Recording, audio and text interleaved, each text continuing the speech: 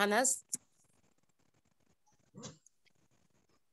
Baik, sebelum kita mulai webinar di malam hari ini, kita akan buka dengan doa. Silakan Pendeta Dani Monika untuk tuntun kita dalam doa. Baik, Bapak Ibu peserta webinar, di malam ini kita memulaikan webinar dan dibuka dengan doa. Mari berdoa. Bapa, dalam nama Tuhan Yesus, kami bersyukur untuk kebaikan Tuhan. Sampai malam hari ini Bapa setia bagi kami, Bapa yang mengasihi kami. Dan kami menyerahkan webinar malam hari ini lewat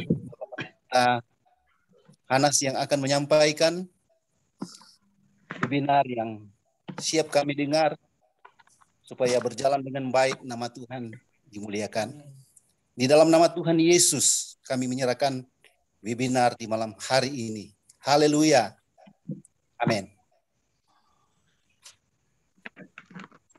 Ya, shalom Bapak Ibu yang diberkati Tuhan. Terima kasih Ibu Pendeta Ede yang jadi host pada malam ini, dan juga Bapak Pendeta Dani yang sudah memimpin kita di dalam doa ya.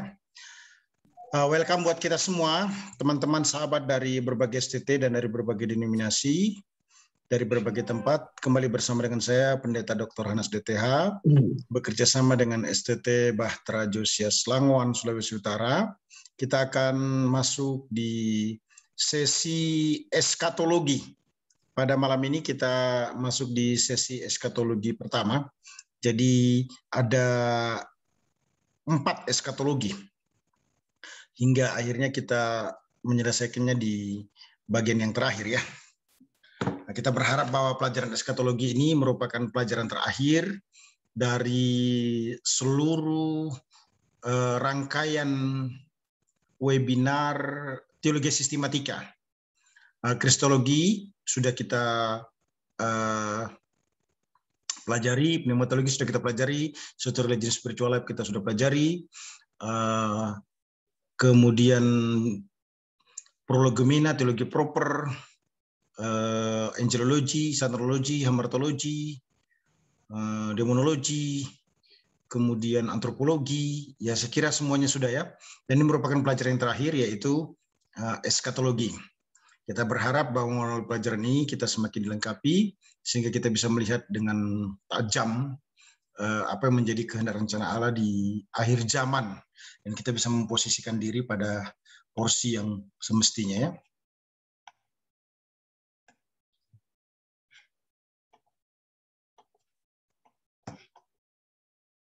Ya, eskatologi pertama ya. Nah, waktu kita belajar tentang akhir zaman atau eskatologi, kita harus melihat bahwa eskatologi itu merupakan klimaks dari pelajaran teologi sistematika, atau dia menjadi semacam eksekutif summary ya dari seluruh Alkitab. Jadi belajar eskatologi ini menjadi penting karena ini merupakan puncak dari pengharapan iman Kristen. Nah, melalui webinar ini kita akan memahami hal-hal yang akan datang terkait dengan waktu kedatangan Tuhan dan hal-hal yang mengikutinya ya. Nah, eskatologi ini tidak bisa dilepaskan dari pribadi Yesus Kristus sebagai pusat kajian utama. Kristus telah mati untuk menebus dosa, Kristus bangkit untuk menjamin kepastian hidup yang kekal, Kristus naik ke sorga untuk menyediakan tempat, sehingga setiap saleh-salehnya akan bersama dengannya selama-lamanya. Karya Kristus tersebut merupakan inti kekristenan. Itulah sebabnya setiap orang harus menerima Yesus Kristus secara pribadi agar hidup tidak menjadi sia-sia ya. Nah, bila bagi kita yang telah menerima Yesus Kristus, maka kita harus semakin yakin bahwa Kristus pasti akan datang untuk menjemput kita sehingga bersama-sama dengan Dia selama-lamanya. Satu kenyataan yang pasti akan terjadi ya. Nah, kedatangan Kristus di masa mendatang atau yang disebut dengan eskaton ini menjadi suatu pengharapan dan dari fokus hidup kita. Ya. Ini harus menjadi perhatian utama bagi kita ya. Nah, dengan demikian kita akan mempersiapkan diri sedemikian rupa untuk bertemu Tuhan dan memerintah nantinya bersama dengan Kristus dalam kerajaan 1000 tahun damai. Nah, doktrin eskatologi ini semestinya tidak dimaknai secara negatif. Bukan harus menakut-nakutkan ya. Dengan alasan Tuhan datang segera, itu keliru. Melainkan menjadi pendorong terkuat untuk kita lebih giat memberitakan Injil keselamatan di dalam Yesus Kristus. Nah, pengajaran eskatologi ini semestinya memantapkan tindakan setiap orang percaya menjadi pribadi yang misioner. Nah, eskatologi harus dikaji secara alkitabiah, yang tentunya menuntut disiplin ilmu yang mencakup pengantar teologi, teologi sistematika, tafsir Alkitab, eksegesis teologi, bahasa Yunani maupun Ibrani ya. Nah, pemahaman yang mendalam terhadap ilmu eskatologi ini akan menghasilkan kajian biblical, artinya alkitabiah ya, terperinci dan tidak kontradiktif, bertentangan satu dengan yang lain.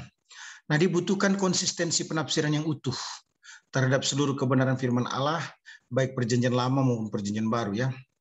Nah, metode eksegesis yang ditulis oleh Walter C. Kaiser dengan judul Toward and Exegetical Theology, Biblical Exegesis for Preaching and Teaching, itu mengedepankan analisis kontekstual, sintaktikal, verbal, homiletikal, dan teologikal ya, yang menjadi kunci untuk menguraikan kajian eskatologi ataupun akhir zaman di 4 pertemuan ini ya.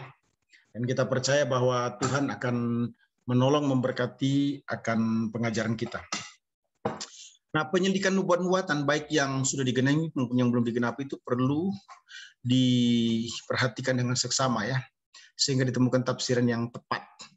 Nah, penafsiran terhadap nubuatan yang dilakukan dengan metode yang benar disertai dengan ketekunan akan mendorong kita untuk kuat dalam mengasihi firman Allah ya. Nubuatan-nubuatan dalam Alkitab sangat menakjubkan sebenarnya. Tidak ada yang tidak digenapi, kalaupun ada pasti akan digenapi. Maksud saya kalau belum digenapi pasti akan digenapi. Nah, saya yakin bahwa ada beberapa hal yang menjadi perhatian penting untuk kita perhatikan yang membuat kita semakin yakin akan pentingnya pengajaran eskatologi ini. Yang pertama, jangan lupa bahwa Alkitab itu mencatat beberapa nubuatan dan sekaligus kegenapannya. Nah, kita dapat menemukan beberapa nubuatan dalam perjanjian lama yang juga digenapi pada zaman bapak-bapak atau zaman Musa ya. Beberapa lagi tergenapi pada zaman kekristenan dan itu tercatat dalam perjanjian baru ya. Beberapa nubuatan dalam perjanjian baru pun ada yang telah digenapi. Nubuat atau kegenapannya itu ya adalah salah satu bukti bahwa Alkitab adalah firman Allah yang tidak pernah salah. Yang kedua, Alkitab mencatat beberapa nubuatan namun kegenapannya dicatat dalam sejarah dunia ya, atau catatan tradisi gereja baik nubuat-nubuat dalam perjanjian lama maupun perjanjian baru. Nah, ada yang tidak tercatat kegenapannya dalam Alkitab itu sendiri ya, tetapi tercatat dalam sejarah dunia ataupun dalam catatan tradisi gereja. Nah, perlu dipahami Bapak Ibu bahwa meskipun catatan sejarah dunia ataupun catatan tradisi gereja tidak diilhami oleh Allah, tapi fakta penting yang perlu kita pertimbangkan adalah peristiwa-peristiwa yang tercatat di dalamnya itu menggenapi apa yang dibuatkan di dalam Alkitab. Nah, catatan sejarah yang ada kaitannya dengan Alkitab merupakan salah satu fakta ya, yang tentu meneguhkan Alkitab adalah firman Allah absolut sifatnya, karena dia berotoritas ya. Kemudian yang ketiga, Alkitab mencatat beberapa nubuatan yang belum tergenapi. Nah, tidak semua nubuat dalam Alkitab telah digenapi. Ada beberapa di antaranya telah digenapi, tetapi pasti akan digenapi ya. Contoh di antara beberapa nubuat yang belum digenapi adalah tentang kedatangan Tuhan Yesus yang kedua kali, ataupun hari kiamat, dan lain-lainnya. Nah, secara umum terdapat 3 sikap utama manusia terhadap firman Allah berkenaan dengan nubuatan. Yang pertama, respon terhadap nubuatan itu setidaknya ada 3 kelompok yang meresponi nubuat-nubuat dalam Alkitab ya. Antara lain itu kelompok yang tidak peduli. Kelompok ini merupakan kelompok orang Kristen yang tidak peduli terhadap nubuatan, yang juga bisa dijumpai pada hamba-hamba Tuhan, namun mengabaikan aspek nubuatan, bersikap masa bodoh atau tidak peduli. Sikap ini tidak peduli disebabkan nubuatan menuntut banyak waktu untuk memahaminya, sehingga bagi beberapa orang Kristen tertentu, hal ini menyebabkan tidak peduli terhadap nubuatan-nubuatan dalam Alkitab. Kemudian kelompok nubuatan sebagai pergumulan kelompok intelektual. Nah, ada kelompok tertentu yang berpendirian bahwa nubuatan dalam Alkitab itu hanya layak dipelajari oleh kelompok intelektual atau para sarjana. Ya. Yang ketiga itu kelompok bukan hanya menganggap nubuatan sebagai pelajaran yang rumit, tetapi juga memiliki makna rohani yang harus dimengerti. Nah, kelompok yang ketiga ini lebih baik dibandingkan dengan kelompok pertama maupun kedua ya. Nah, kelompok ketiga ini memiliki sikap lebih maju, yaitu berusaha mempelajari nubuatan sebaik mungkin sehingga ditemukan makna rohani dan menempatkan diri pada posisi pemahaman eskatologi yang tepat. Kita perhatikan pentingnya mempelajari nubuatan. Setidaknya itu ada 10 alasan yang mendorong kita untuk mempelajari nubuatan dalam Alkitab ya.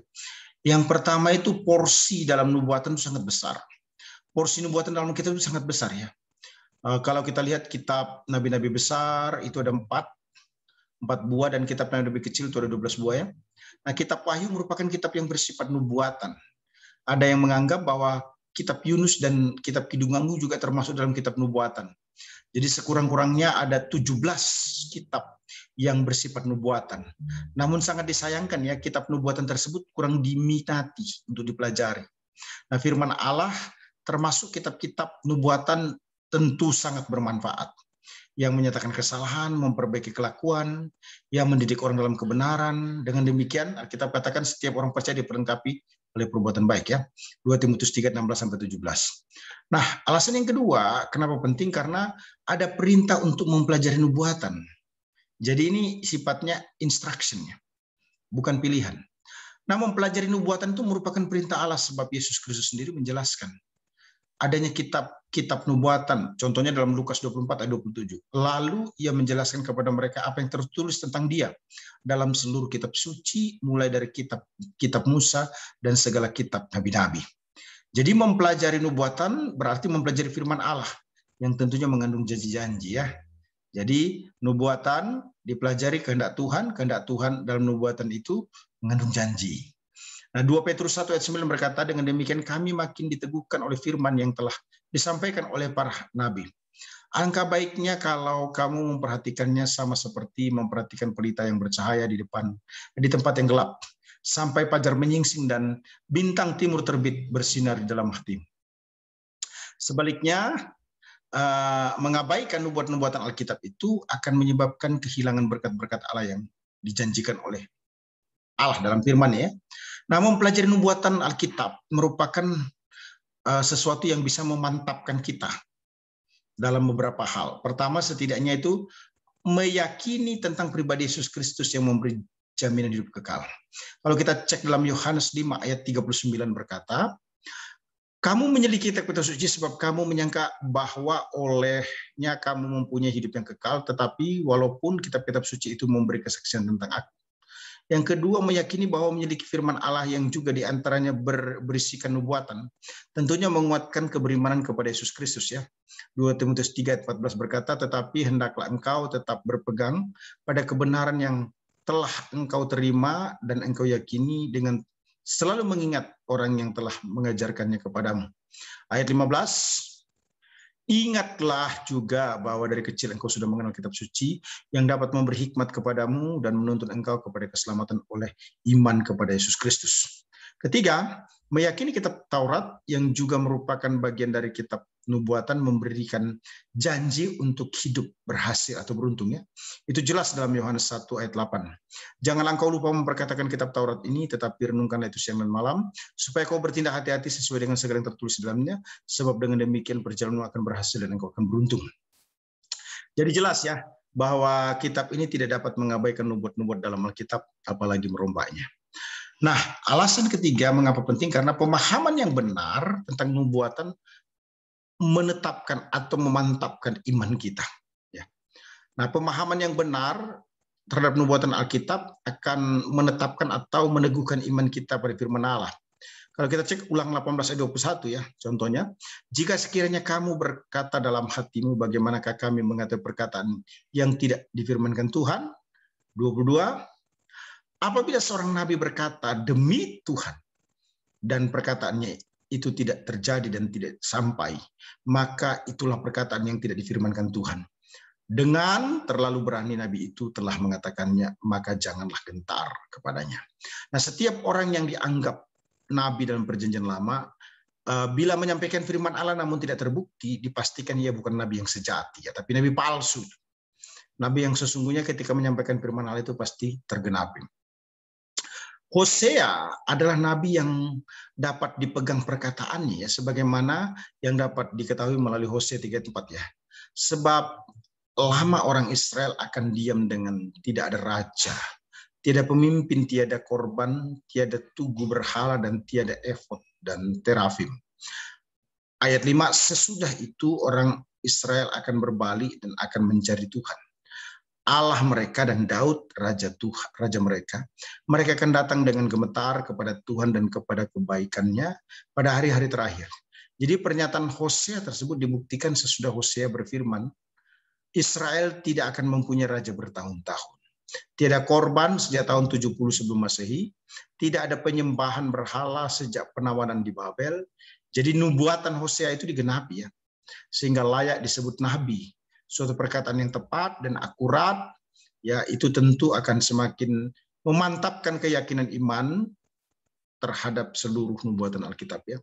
Nah, nubuatan untuk penyaliban Yesus Kristus dalam perjanjian lama juga begitu jelas, ya, dinyatakan dalam Mazmur 22 ayat 1 sampai dengan ayat yang kedua.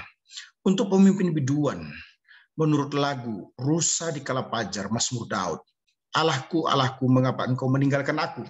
Aku berseru, tetapi engkau tetap jauh dan tidak menolong aku. Mazmur tersebut digenapi dalam pribadi Yesus Kristus, ya, ketika disalibkan sebagaimana dinyatakan dalam Markus 15 ayat 34. Dan pada jam 3 berserulah Yesus dengan suara nyaring, Eloi, Eloi lama sabachthani, yang berarti Allahku, Allahku, mengapa engkau meninggalkan aku?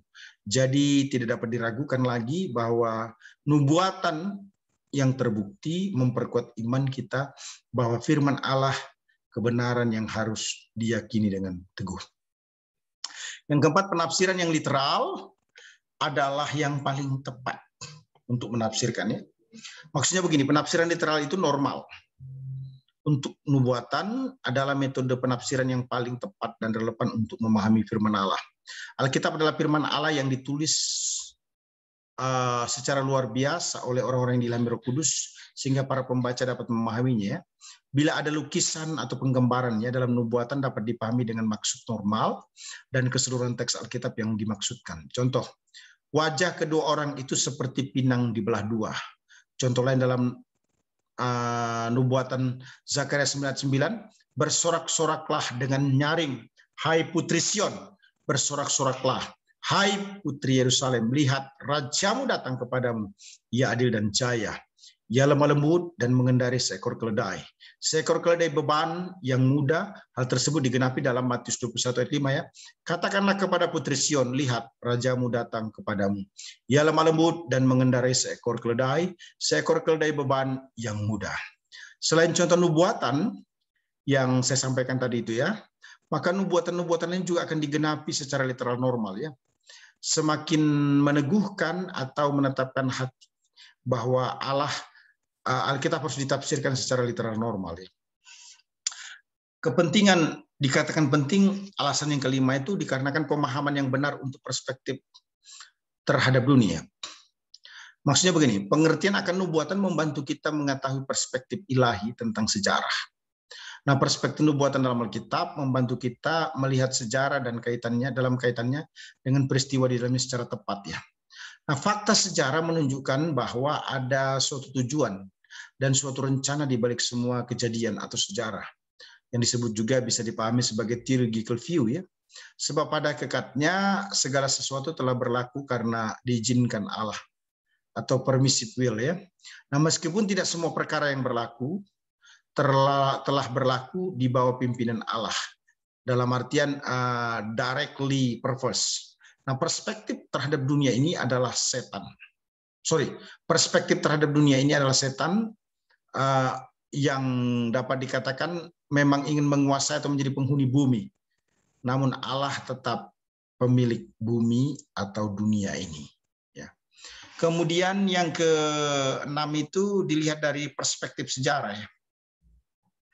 Perspektif sejarah maksudnya begini.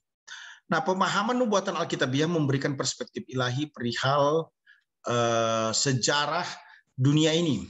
Ada pertanyaan-pertanyaan yang rumit tentang zaman ini sudah terlihat dalam nubuatannya. Alkitab Wahyu 2 dan 3 ya.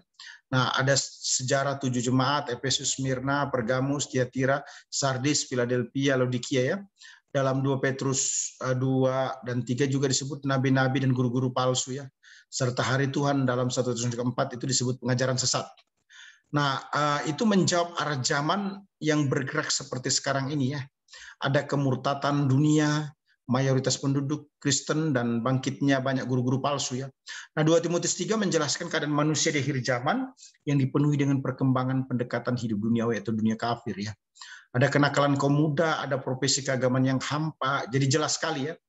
Bagi orang-orang beriman, studi nubuatan menolong umat Allah untuk menyusun pemahaman yang mendasar, yang sehat bagi tujuan dan perjalanan hidup ya.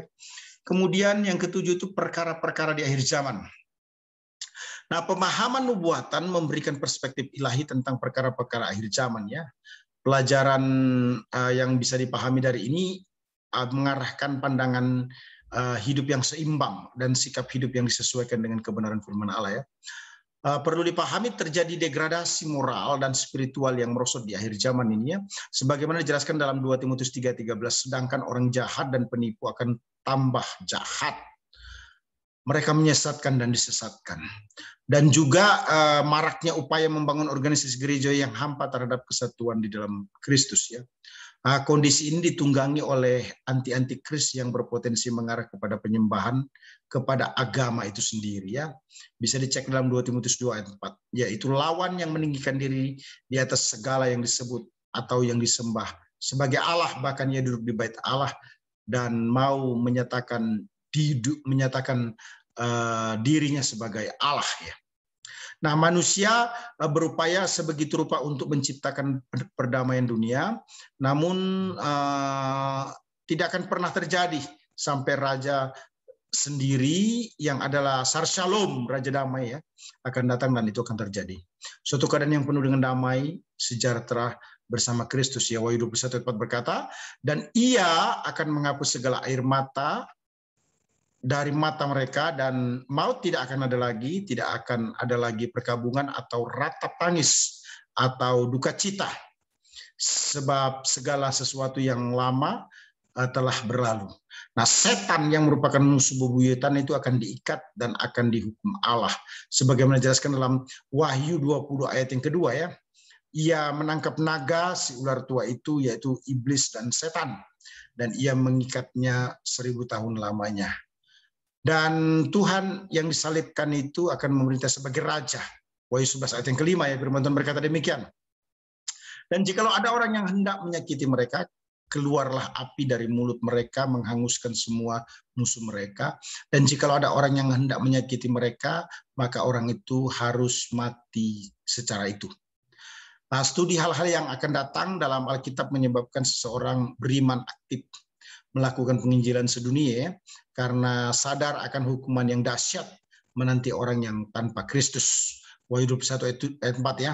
Nah, Tuhan memperhatikan kesucian karena adanya kesadaran bahwa kita masing-masing memperoleh upah yang sepatutnya ya.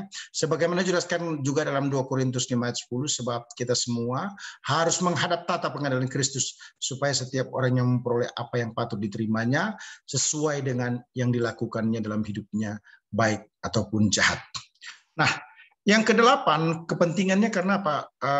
Ini merupakan pemahaman sentuhan akhir. Nah, pemahaman nubuatan itu merupakan finishing touch ya. Terhadap setiap doktrin Alkitab, semua doktrin Alkitab hanya bisa dimengerti apabila disorot dari segi nubuatan ya. Nah, soteriologi itu berhubungan erat dengan keadaan orang beriman kelak yang akan menerima pemuliaan, melayani serta berbakti kepadanya dan memerintah bersama Kristus ya. Ada kerangka-kerangka dalam teologi sistematika yang sangat terkait dan diakhiri atau difinalisasi sesuai dengan nubuatan akhir zaman ya. Kepentingan yang ketiga itu mengarahkan doa. Maksudnya gimana? Penyelidikan nubuatan itu mengarahkan kehidupan doa orang Kristen. Apabila mengetahui gerakan Allah, maka ia akan mendapatkan upah. Ya, Wahyu ayat 12 berkata, sesungguhnya akan datang segera dan aku membawa upahku untuk membalas kepada setiap orang menurut perbuatannya. Kedamaian bagi Yerusalem yang telah hancur, tapi di sanalah Kristus akan memerintah sebagai raja ya. Matius 9 ayat 6 sampai dengan ayat 13 ya. Nah, kita tidak perlu atau tidak akan berdoa agar si antikris diselamatkan, itu keliru banget. Kita tidak akan pernah berdoa setan diampuni, itu keliru banget. Tidak ada itu data dalam Alkitab seperti itu ya. Nah, penguatnya ada dalam Wahyu 20 ayat 10 ya. Dan iblis yang menyesatkan mereka dilempar ke dalam lautan api dan belerang, yaitu tempat binatang dan para nabi palsu itu. Dan mereka disiksa siang malam sampai selama-lamanya. Jadi kita tidak perlu berdoa agar iblis bertobat, agar setan bertobat. Sebab tidak pernah ada perintah akan hal tersebut. Sebab nasibnya juga sudah jelas, yaitu di lautan api neraka ya. Yang ke-10 itu memahami orang-orang Yahudi dalam konsep sejarah. Itu mengapa dikatakan pentingnya? Iya. Pemahaman nubuatan Alkitab itu membantu kita mengerti orang-orang Yahudi dan tempat mereka dalam sejarah dunia. Mengapa orang-orang Yahudi yang menjadi monumen nubuatan? Orang-orang Yahudi disiksa oleh berbagai bangsa ya, seperti Mesir, Syria, Babil, Persia, dan Yunani. Roma bahkan di semenanjung Balkan, dan kini bersitegang dengan negara-negara Islam ya. Nah, mereka tersebar dan dianiaya, namun mereka tidak punah dan tidak pula melebur ke dalam bangsa lain hingga pengembalian ke Palestina akhir-akhir ini terjadi ya.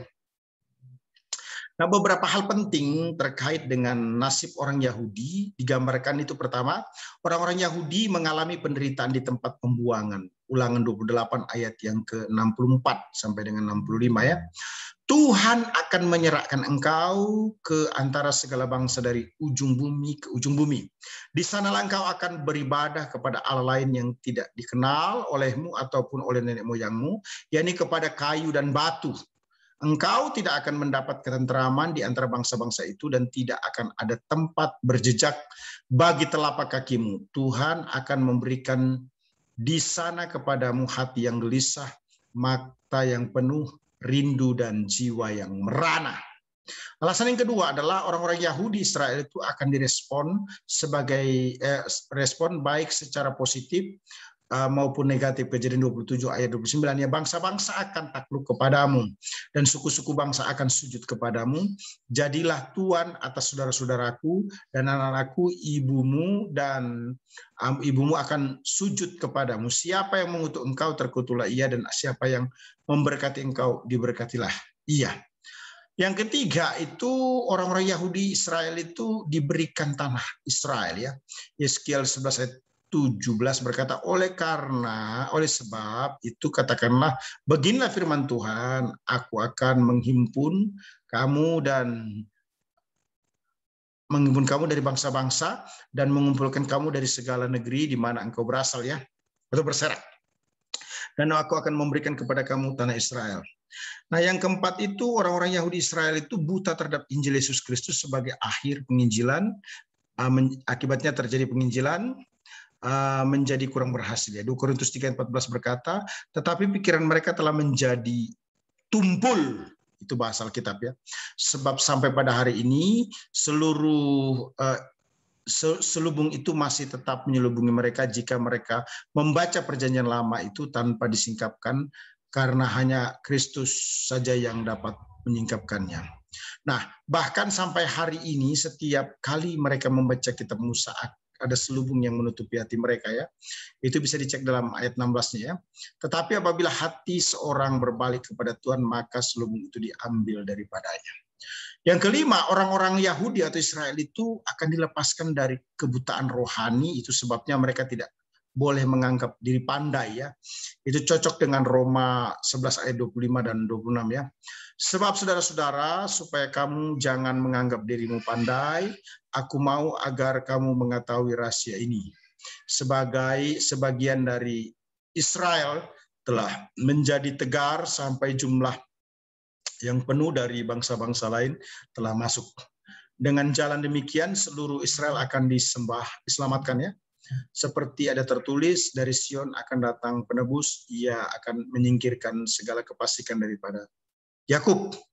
Keenam, orang-orang Yahudi Israel itu bertobat pada masanya, yaitu pada waktunya Zakaria 12 ayat yang ke-10 berkata, aku akan mencurahkan roh pengasihan dan roh pembalasan ke atas keluarga Daud dan juga penduduk Yerusalem, dan mereka akan memandang kepada dia yang telah mereka tikam dan akan meratapi dia seperti orang meratapi anak tunggal, dan akan mengasihi dia dengan penuh seperti orang menangisi anaknya, ya, anak sulungnya, ya. Nah, dengan demikian sejarah Yahudi, maka setiap orang yang percaya ini didorong untuk taat kepada Allah, ya. Sekarang kita lihat terkait dengan hukum-hukum utama tentang penafsiran nubuatan supaya kita tidak missing, ya. Yang pertama, hukum literal normal, ya. Literal normal artinya penafsiran literal normal ini digunakan untuk menemukan maksud nubuatan berdasarkan maksud penulis Alkitab, ya, bukan pembaca. Yang tentunya maksud penulis itu dapat ditemukan ketika membaca Alkitab, ya. Jadi penulisan Alkitab itu ada dalam kontrol Roh Kudus. Nah, tafsiran literal normal merupakan hasil pengamatan cara Allah menyatakan dan menggenapi wahyunya, ya. Perjanjian baru tidak mengenal cara lain dalam menggenapi nubuatan perjanjian lama kecuali selain literal normal sebenarnya. Jadi penafsiran literal normal ini digunakan untuk mengikuti pola penafsiran nubuatan dalam perjanjian lama yang telah dan akan digenapi, ya. Kemudian penafsiran harus menuruti harmoni dan nubuatan-nubuatannya. Nah, 2 Petrus 1 ayat 10 berkata sampai 21, yang terutama kamu harus ketahui bahwa nubuatan-nubuatan dalam kitab suci tidak boleh ditafsirkan menurut kehendak sendiri, sebab tidak pernah nubuatan dihasilkan oleh kehendak manusia tetapi oleh dorongan Roh Kudus. Orang-orang berbicara atas nama Allah. Berdasarkan 2 Petrus 1 ayat 20-21 itu ketahui bahwa tidak ada hubungan yang bisa ditafsirkan secara tersendiri, melainkan harus ditafsirkan sesuai dengan program ilahi. Jadi penafsiran harus dilakukan dengan mempertimbangkan porsi atau bagian-bagian nubuatan secara menyeluruh, karena tiap-tiap nubuatan adalah sebagian dari skema nubuatan yang menyeluruh. Dengan demikian suatu nubuatan, maksud saya, menerangi nubuatan lainnya, sebab tidak ada nubuatan yang berdiri sendiri atau bertentangan dengan nubuatan lainnya. Yang ketiga itu penafsiran harus memperhatikan perspektif dari nubuatan, ya. Maksudnya gini, meskipun nampaknya ada beberapa nubuatan tersendiri, seringkali mereka bersama menunjuk pada satu penglihatan besar, sehingga mereka harus dikelompokkan dalam satu visi besar itu, ya. Nah, misalnya terlihat dalam nubuatan-nubuatan yang berhubungan dengan apa yang dikatakan oleh Alkitab, ya. Contohnya ini nubuatan-nubuatan yang berhubungan dengan penawanan di Babel, peristiwa-peristiwa yang berhubungan dengan hari Tuhan, pengembalian dari Babel atau penyebaran diaspora Israel, dan pengumpulan di masa mendatang dari seluruh penjuru dunia. Nah, yang keempat itu adalah penafsiran harus memperhatikan unsur waktu, ya. Penafsiran yang barangkali terpisah dari penggenapannya bisa disatukan ke dalam satu nubuatan, ya. Misalnya kedatangan Kristus pertama kali atau rapture, dan kedatangan Kristus kedua kali atau kedatangan Kristus di bumi, ya. Nah, seringkali dinubuatkan bersama-sama meskipun ternyata ada dua bagian yang terpisah jauh. Nah, kedua peristiwa ini ditempatkan sebagai saling mendampingi, side by side, ya. Namun ternyata keduanya digenapi secara berjauhan sekali, ya. Kemudian yang kelima, penafsiran nubuatan harus berpusatkan Kristus, ya. Nah, berita-berita nubuatan memusatkan diri pada pribadi dan nubuatan Yesus Kristus, sebagai menjelaskan dalam 1 Petrus 1, ya. ayat 10 dan 11, keselamatan itulah yang diselidiki dan diteliti oleh nabi-nabi yang telah bernubuat tentang kasih karunia yang diuntukkan bagimu, dan mereka meneliti saat yang mana dan yang bagaimana yang dimaksudkan oleh Roh Kudus yang ada di dalam mereka, yaitu roh yang sebelumnya memberi kesaksian tentang segala penderitaan yang akan menimpa Kristus dan tentang segala kemuliaan yang akan menyusul sesudah itu. Nah, itu bisa diperhatikan penguatannya dalam Wahyu 19 ayat 10 ya. Maka tersungkurlah aku di depan kakinya untuk menyembah dia, tetapi ia berkata kepadaku, janganlah berbuat demikian. Aku adalah hamba sama dengan engkau dan saudara-saudaramu ya yang memiliki kesaksian Yesus. Sembahlah Allah, karena kesaksian Yesus adalah roh nubuat. Jadi jelas ya, bahwa penafsiran nubuatan haruslah berpusatkan pada Kristus. Nah, yang keenam adalah penafsiran harus memperhatikan sejarah.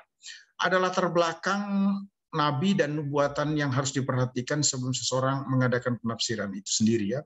Nah, ini permulaan usaha guna mengartikan sebuah nubuatan, namun orang, peta, adat, kultur, ataupun binatang dan tumbuh-tumbuhan haruslah diperhatikan juga ya.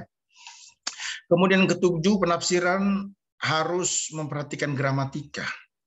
Nah, analisis gramatika menjadi penting dilakukan dalam menafsir untuk suatu nubuatan karena kata-kata, kalimat-kalimat yang terdapat dalam nubuatan tersebut biasanya ditulis menurut hukum tata bahasa dan struktur tertentu dari si penulis kitab dalam Alkitab ya. Nah, penafsiran dengan analisis gramatika harus dikerjakan supaya ditemukan makna atau arti yang sebenarnya. Kemudian yang kedelapan, itu penafsiran harus memperhatikan hukum yang disebut dengan the law of double reference ya. Nah, hukum the law of double reference ini lebih kepada memperhatikan konteks. Jadi penekanan pada kesatuan hubungan bagian Alkitab yang menyeluruh atau komprehensif ya, dan terkoneksi satu dengan yang lain atau kohesif ya. Nah, dengan demikian konteks dekat sangat diperlukan. Nah, bila tidak ditemukan konteks dekat maka dilakukan analisis untuk konteks jauh ya. Kemudian penafsiran harus bersifat konsisten, artinya satu metode haruslah digunakan secara konsisten dalam penafsiran nubuatan. Kesalahan akan terjadi apabila ada pencampuran metode penafsiran ya. Ya, kita masuk di sekarang di bagian yang menjelaskan tentang master plan Allah ya.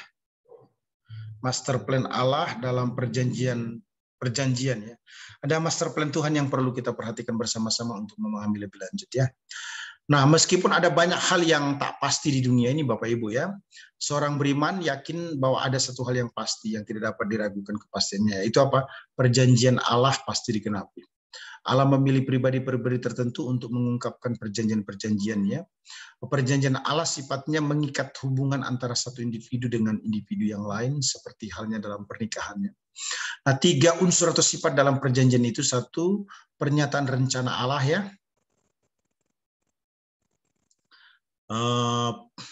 Pernyataan rencana Allah yang akan datang, yang bersifat nubuatan ya.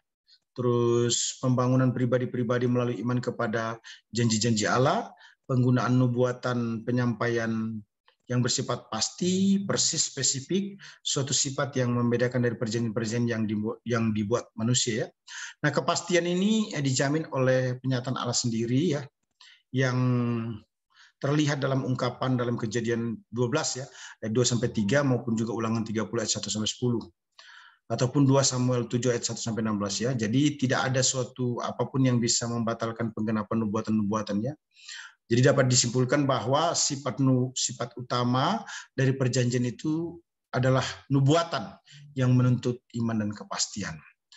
Hanya 11 pasal ya, Kejadian 1-11 yang dipakai untuk merunut seluruh sejarah dunia, mulai dari penciptaan sampai kepada pemilihan Abraham, sedangkan Kejadian 12 sampai dengan 50 itu lebih panjang khususnya untuk mengisahkan kisah Abraham, Ishak, Yakub ya, dan ke-12 anak Yakub yang meliputi kurun waktu beberapa ratus tahun kemudian. Nah, pusat dari perjanjian Allah adalah perjanjian kepada Abraham ya, yang menyatakan 3 tujuan utama, yakni pertama itu untuk menyatakan rencana pemerintahan Allah bagi kerajaannya di bumi, yang kedua untuk menyatakan metode penyelamatan dan pemberkatan pada manusia, yang ketiga untuk menyediakan dasar bagi hubungan manusia dengan Allah yang didasari atas iman ya. Nah, secara garis besar Bapak Ibu, rencana kerja ataupun perjanjian Allah itu dibagi menjadi 4 ya. Pertama itu perjanjian seminal, kedua perjanjian sentral, ketiga perjanjian khusus, keempat perjanjian pengganti. Nah, perjanjian seminal ini terdiri atas 2 bagian, yaitu Adam secara personal dan Nuh dalam kaitannya dengan pemerintahannya. Perjanjian sentral berfokus pada Abraham itu sendiri sebenarnya, Kejadian 12 ayat 1-2, yang mencakup berkat personal, berkat teritorial, berkat nasional, berkat universal. Nah, perjanjian khusus itu mencakup Musa, Palestina, Daud, dan Kristus. Perjanjian pengganti, yakni perjanjian baru, Yeremia 31 ya. Tujuan dari perjanjian tersebut apa? Menyatakan niat Allah tentang kerajaan Allah di bumi, menyatakan metode penyelamatan dan pemberkatan oleh Allah itu sendiri ya. Ya, kita perhatikan perjanjian seminal. Nah, disebut seminal kenapa?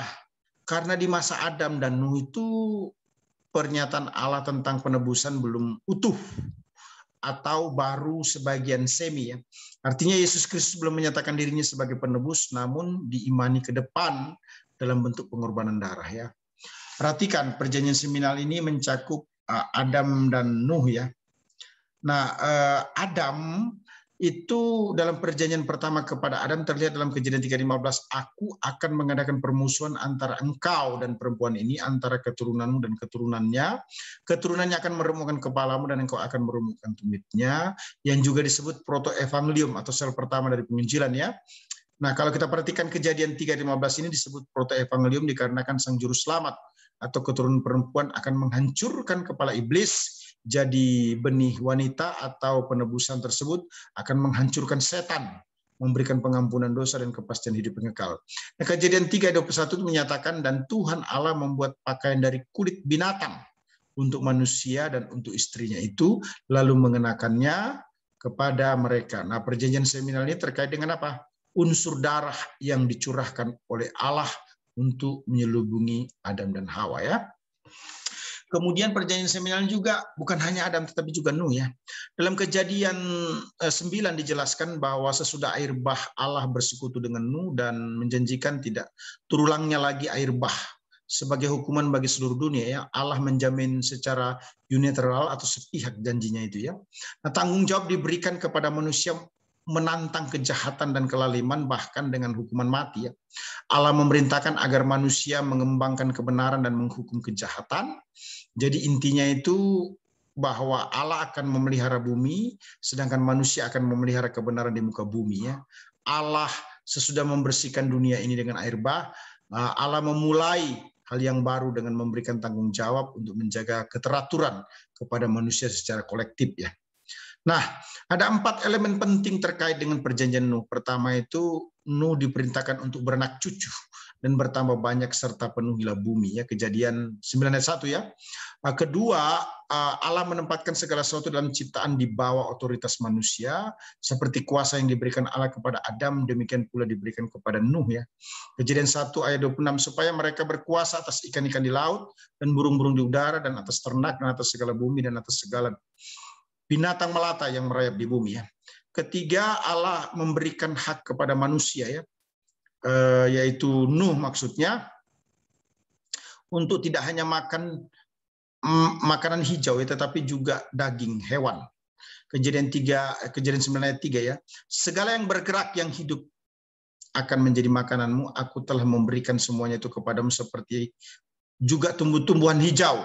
Kemudian ayat 4 dan 5, hanya daging yang masih ada nyawanya, yakni darahnya, janganlah kamu makan. Tetapi mengenai darah kamu, yakni nyawa kamu, aku akan menuntut balasnya. Dari segala binatang aku akan menuntutnya. Dan dari setiap manusia aku akan menuntut nyawa sesama manusia. Yang keempat itu Allah berjanji bahwa ia tidak akan lagi mendatangkan banjir di atas bumi seperti air bah ya. Di zaman Nuh, Kejadian 9 ayat 11 ya. Maka aku adakan perjanjianku, itu kata firman Tuhan ya, dengan kamu, bahwa sejak ini tidak ada lagi yang hidup yang akan dilenyapkan oleh air bah lagi dan tidak akan ada lagi air bah untuk memusnahkan bumi. Jadi tanda perjanjian Allah dengan Nuh itu adalah busur Tuhan yang diletakkan di awan atau yang disebut pelangi ya.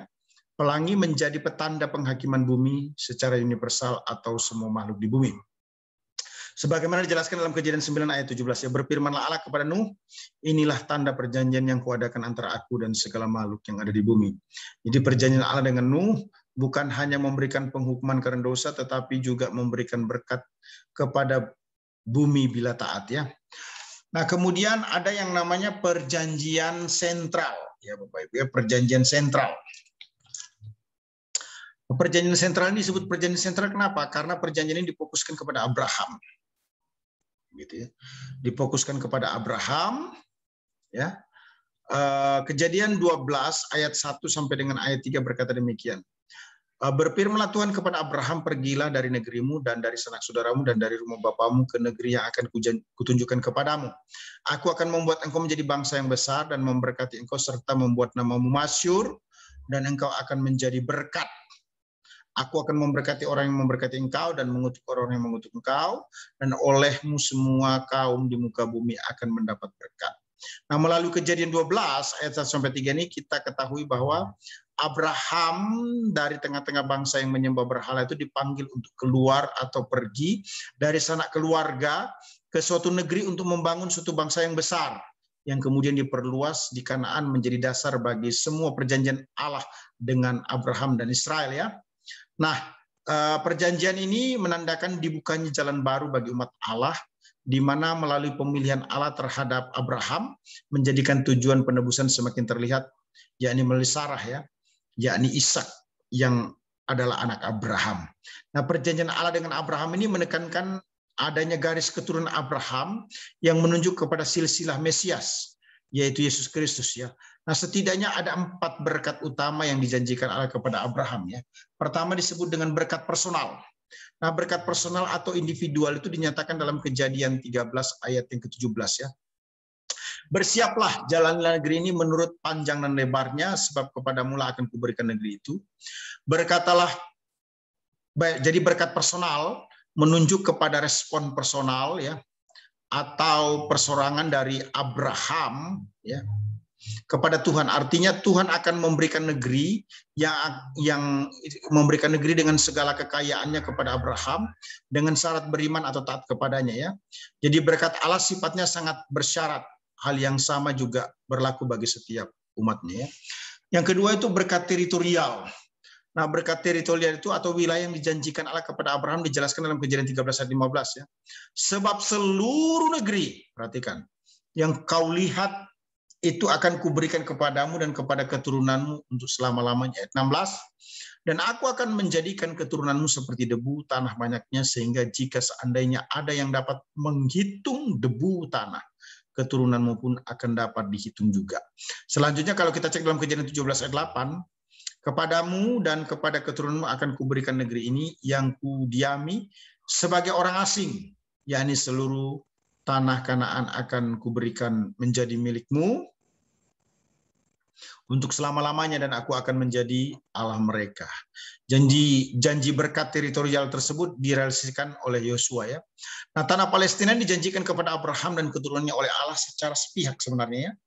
Nah, Abraham pernah hidup di sebagian tanah, tetapi sebagian tanah yang dimaksudkan ya, tetapi tidak memiliki secara utuh seperti yang dinyatakan dalam Ibrani 11 ayat 13 ya. Dalam iman mereka semua dikatakan telah mati sebagai orang-orang yang tidak memperoleh apa-apa yang dijanjikan itu, tetapi yang hanya dari jauh melihatnya dan melambai-lambai kepadanya yang mengakui bahwa mereka adalah orang-orang asing dan pendatang di bumi. Ayat yang ke-14, sebab mereka yang berkata demikian menyatakan bahwa mereka dengan rindu mencari suatu tanah air. Tanah air yang dimaksudkan itu apa? Tanah air yang didiami oleh keturunan Abraham. Hal itu menjadi dasar tuntutan dan perjuangan untuk kembali ya. Jadi aspek perjanjian teritorial itu sifatnya tanpa syarat kalau kita perhatikan ya. Kejadian 17 ayat yang ke-7, aku akan mengadakan perjanjian antara aku dan engkau serta keturunanmu turun-temurun menjadi perjanjian yang kekal supaya aku menjadi Allahmu dan Allah keturunanmu. Ayat 14, ayat 13 maksud saya, orang yang lahir di rumahmu dan yang engkau beli dengan uang harus disunat. Maka dalam dagingmu lah perkara-perkaraku itu menjadi perjanjian yang kekal. Ayat 19, tetapi Allah berfirman, tidak, melainkan istrimu Saralah yang akan melahirkan anak laki-laki bagimu dan engkau akan menamai dia Ishak. Dan aku akan mengadakan perjanjianku dengan dia menjadi perjanjian yang kekal untuk keturunannya. Jadi perjanjian ini merupakan dasar dari perjanjian Palestina ya. Selanjutnya kita sebut sebagai berkat nasional. Berkat nasional itu apa tuh? Janji atau berkat nasional dinyatakan dalam Kejadian 12 ayat yang kedua. Aku akan membuat engkau menjadi bangsa yang besar dan memberkati engkau serta membuat namamu masyhur dan engkau akan menjadi berkat. Kemudian dipertegas kembali ya dalam Kejadian 17 ayat 4 ya. Dari pihakku inilah perjanjianku dan engkau akan menjadi bapa sejumlah besar bangsa. Selanjutnya ayat yang kelima. Karena itu namamu bukan lagi Abram, melainkan Abraham, karena engkau telah kutetapkan menjadi bapa sejumlah besar bangsa. Nah terbukti ya, Abraham benar menjadi bapa bagi sejumlah bangsa dalam 3 agama besar, yakni Yahudi, Kristen, dan Islam. Namun bangsa yang besar tersebut secara spesifik dijanjikan kepada Daud dan keturunannya ya. Nah perjanjian ini selanjutnya diperluas dalam perjanjian Daud ya. Kemudian selanjutnya disebut berkat universal. Nah, berkat universal ini atau spiritual ini Paulus menafsir sebagai berkat bagi bangsa kafir atau non-kafir melalui Yesus Kristus sebagaimana dinyatakan dalam Galatia 3:14 ya. Yesus Kristus telah membuat ini supaya di dalam Dia berkat Allah sampai kepada bangsa-bangsa lain sehingga oleh iman kita menerima roh yang telah dijanjikan itu ya. Nah, pembenaran karena iman bagi semua orang dinubuatkan kepada Abraham dalam Kejadian 15 ayat 6 ya. Lalu percayalah Abraham kepada Tuhan, maka Tuhan memperhitungkan hal itu kepadanya sebagai kebenaran. Nah, Paulus juga selanjutnya menguatkan dalam Galatia 3 ayat 6 ya. Secara itu jugalah Abraham percaya kepada Allah, maka Allah memperhitungkan hal itu kepadanya sebagai kebenaran. Jadi setiap orang yang tanpa terkecuali bisa menjadi anak Abraham melalui iman kepada Yesus Kristus, sebagaimana dinyatakan dalam Roma 4 ayat 11 ya. Dan tanda sunat itu diterimanya sebagai materai kebenaran berdasarkan iman yang ditunjukkan sebelum ia bersunat. Nah demikianlah ia dapat menjadi bapa semua orang percaya yang tak bersunat, supaya kebenaran diperhitungkan kepada mereka. Hal yang serupa juga dinyatakan kembali oleh Paulus ya, dalam Galatia 3:29, dan jikalau kamu adalah milik Kristus, maka kamu juga adalah keturunan Abraham dan berhak menerima janji Allah. Kemudian kita lihat perjanjian khusus. Perjanjian khusus ini maksudkan ini apa? Meliputi Musa, Palestina, Daud, dan Kristus. Itu yang disebut dengan perjanjian khusus ya. Nah, coba kita cek satu persatu. Nah, bagaimana dengan Musa? Musa adalah pendiri negara Israel, mereka memerlukan tuntunan hidup, negara tersebut bersifat pemerintahan teokratis ya, di mana Nabi Allah menjadi pemimpinnya, maka hukum Taurat diberikan sebagai konstitusi Israel dan wahyu bagi manusia. Nah, hukum Taurat ini merupakan perjanjian yang ditulis di loh batu, sebagaimana dinyatakan dalam Keluaran 23 ya. Jangan ada padamu Allah lain di hadapanku, jangan membuat bagimu patung yang menyerupai apapun yang ada di langit, di atas, atau yang ada di bawah di bumi di bawah, atau yang ada di dalam air dan air di bawah bumi. Ayat 5 selanjutnya sampai dengan ayat yang ke-16 berkata demikian ya. Jangan sujud menyembah kepadanya atau beribadah kepadanya, sebab aku Tuhan Allahmu adalah Allah yang cemburu, yang membalas kesalahan bapa kepada anak-anaknya, kepada keturunan yang ketiga dan keempat dari orang-orang yang membenci aku. Tetapi aku menunjukkan kasih setia kepada beribu-ribu orang, yaitu mereka yang mengasihi aku dan yang berpegang pada perintah-perintahku. Jangan menyebut nama Tuhan Allahmu dengan sembarangan, sebab Tuhan akan memandang bersalah orang yang menyebut namanya dengan sembarangan. Ingatlah dan kuduskanlah hari Sabat, 6 hari lamanya engkau akan bekerja dan melakukan segala pekerjaanmu. Tetapi hari ke-7 adalah hari Sabat Tuhan Allahmu, maka jangan melakukan sesuatu pekerjaan engkau atau anakmu laki-laki atau anakmu perempuan atau hambamu laki-laki atau hambamu perempuan atau hewanmu atau orang asing yang di tempat kediamanmu. Sebab 6 hari lamanya Tuhan menjadikan langit dan bumi, laut dan segala isinya, dan ia berhenti pada hari ke-7. Itulah sebabnya Tuhan memberkati hari Sabat dan menguduskannya. Hormatilah ayahmu dan ibumu supaya lanjut umurmu di tanah yang diberikan Tuhan Allahmu kepadamu. Jangan membunuh, jangan berzina, jangan mencuri, jangan mengucapkan dusta tentang sesamamu, jangan mengingini rumah sesamamu, jangan mengingini istrinya atau hambanya laki-laki atau hambanya perempuan, atau lembunya atau keledainya atau apapun yang dipunyai sesamamu. Nah, Taurat itu merupakan ekspresi sebenarnya ya, yang tertulis berdasarkan kehendak Allah. Disediakan untuk membangkitkan penyembahan manusia kepada Allah, itu tujuan utama ya. Dalam Kejadian 19:24 juga diperkuat. Lalu Tuhan berfirman kepadanya, pergilah, turunlah, kemudian naiklah pula engkau serta Harun, tetapi para imam dan rakyat tidak boleh menembus untuk mendaki menghadap Tuhan supaya mereka jangan dilandanya. Jadi perjanjian Musa itu tidak hanya mengatur kehidupan beragama, namun juga sosial ya, moral dan kerohanian. Nah, perjanjian Musa berakhir pada saat keimaman ya. Orang Lewi berakhir ya. Kemudian diganti dengan keimaman Kristus yang menuntut sistem keimaman yang baru dengan Kristus yang tersalib sebagai imam besar untuk mendamaikan seluruh dunia. Bisa kita lihat Ibrani 2:17 yang menyatakan, itulah sebabnya maka dalam segala hal ia harus disamakan dengan saudara-saudaranya supaya ia menjadi imam besar yang menaruh belas kasihan dan yang setia kepada Allah untuk mendamaikan dosa seluruh bangsa. Perhatikan 1 Petrus 2 ayat yang ke-9 ya. Tetapi kamulah bangsa yang terpilih, imamat yang rajani, bangsa yang kudus, umat kepunyaan Allah sendiri. Supaya kamu memberitakan perbuatan-perbuatan yang besar dari Dia yang telah memanggil kamu keluar dari kegelapan kepada terangnya. Ayat 10, kamu yang dahulu bukan umat Allah, tetapi yang sekarang telah menjadi umatnya, yang dahulu tidak dikasihani, tetapi yang sekarang telah beroleh belas kasihan. Nah, Kristus memulai dengan motivasi batinia dan menyediakan motivasi lahiriah. Namun hukum-hukum itu sendiri kekal adanya ya. Bisa kita cek dalam Matius 5 ayat yang 18. Karena aku berkata kepadamu sesungguhnya selama belum lenyap langit dan bumi ini, satu iota atau satu titik pun tidak akan ditidakkan dari hukum Taurat sebelum semuanya terjadi. Jadi baik doktrin maupun kode moral itu sifatnya kekal sebenarnya. Jadi hukum Taurat itu berfungsi sebagai cermin dosa secara spesifik untuk melihat kesadaran manusia yang membutuhkan keselamatan atau juru selamat ya. Nah, perjanjian Musa diberikan guna menekankan kebutuhan akan benih, yaitu juru selamat, Yesus Kristus. Di mana janji itu diperluas dari berkat individual pada janji Abraham. Nah, kemudian kita lihat Palestina. Bagaimana dengan Palestina ya?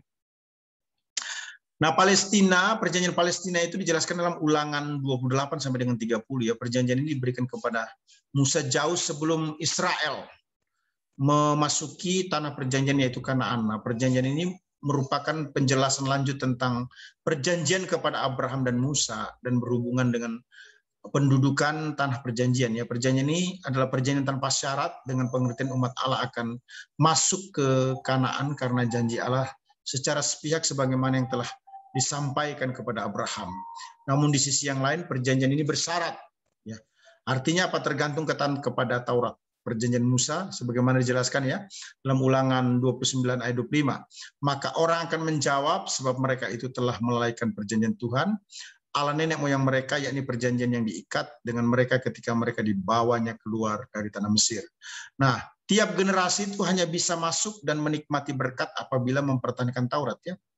Banyak kali umat Allah itu gagal karena kejahatan sering ditaklukkan dan dijajahi. Akhirnya diusir keluar dari tanah dan mengembara ke negeri asingnya. Imamat 26 ayat 33 menyatakan itu ya.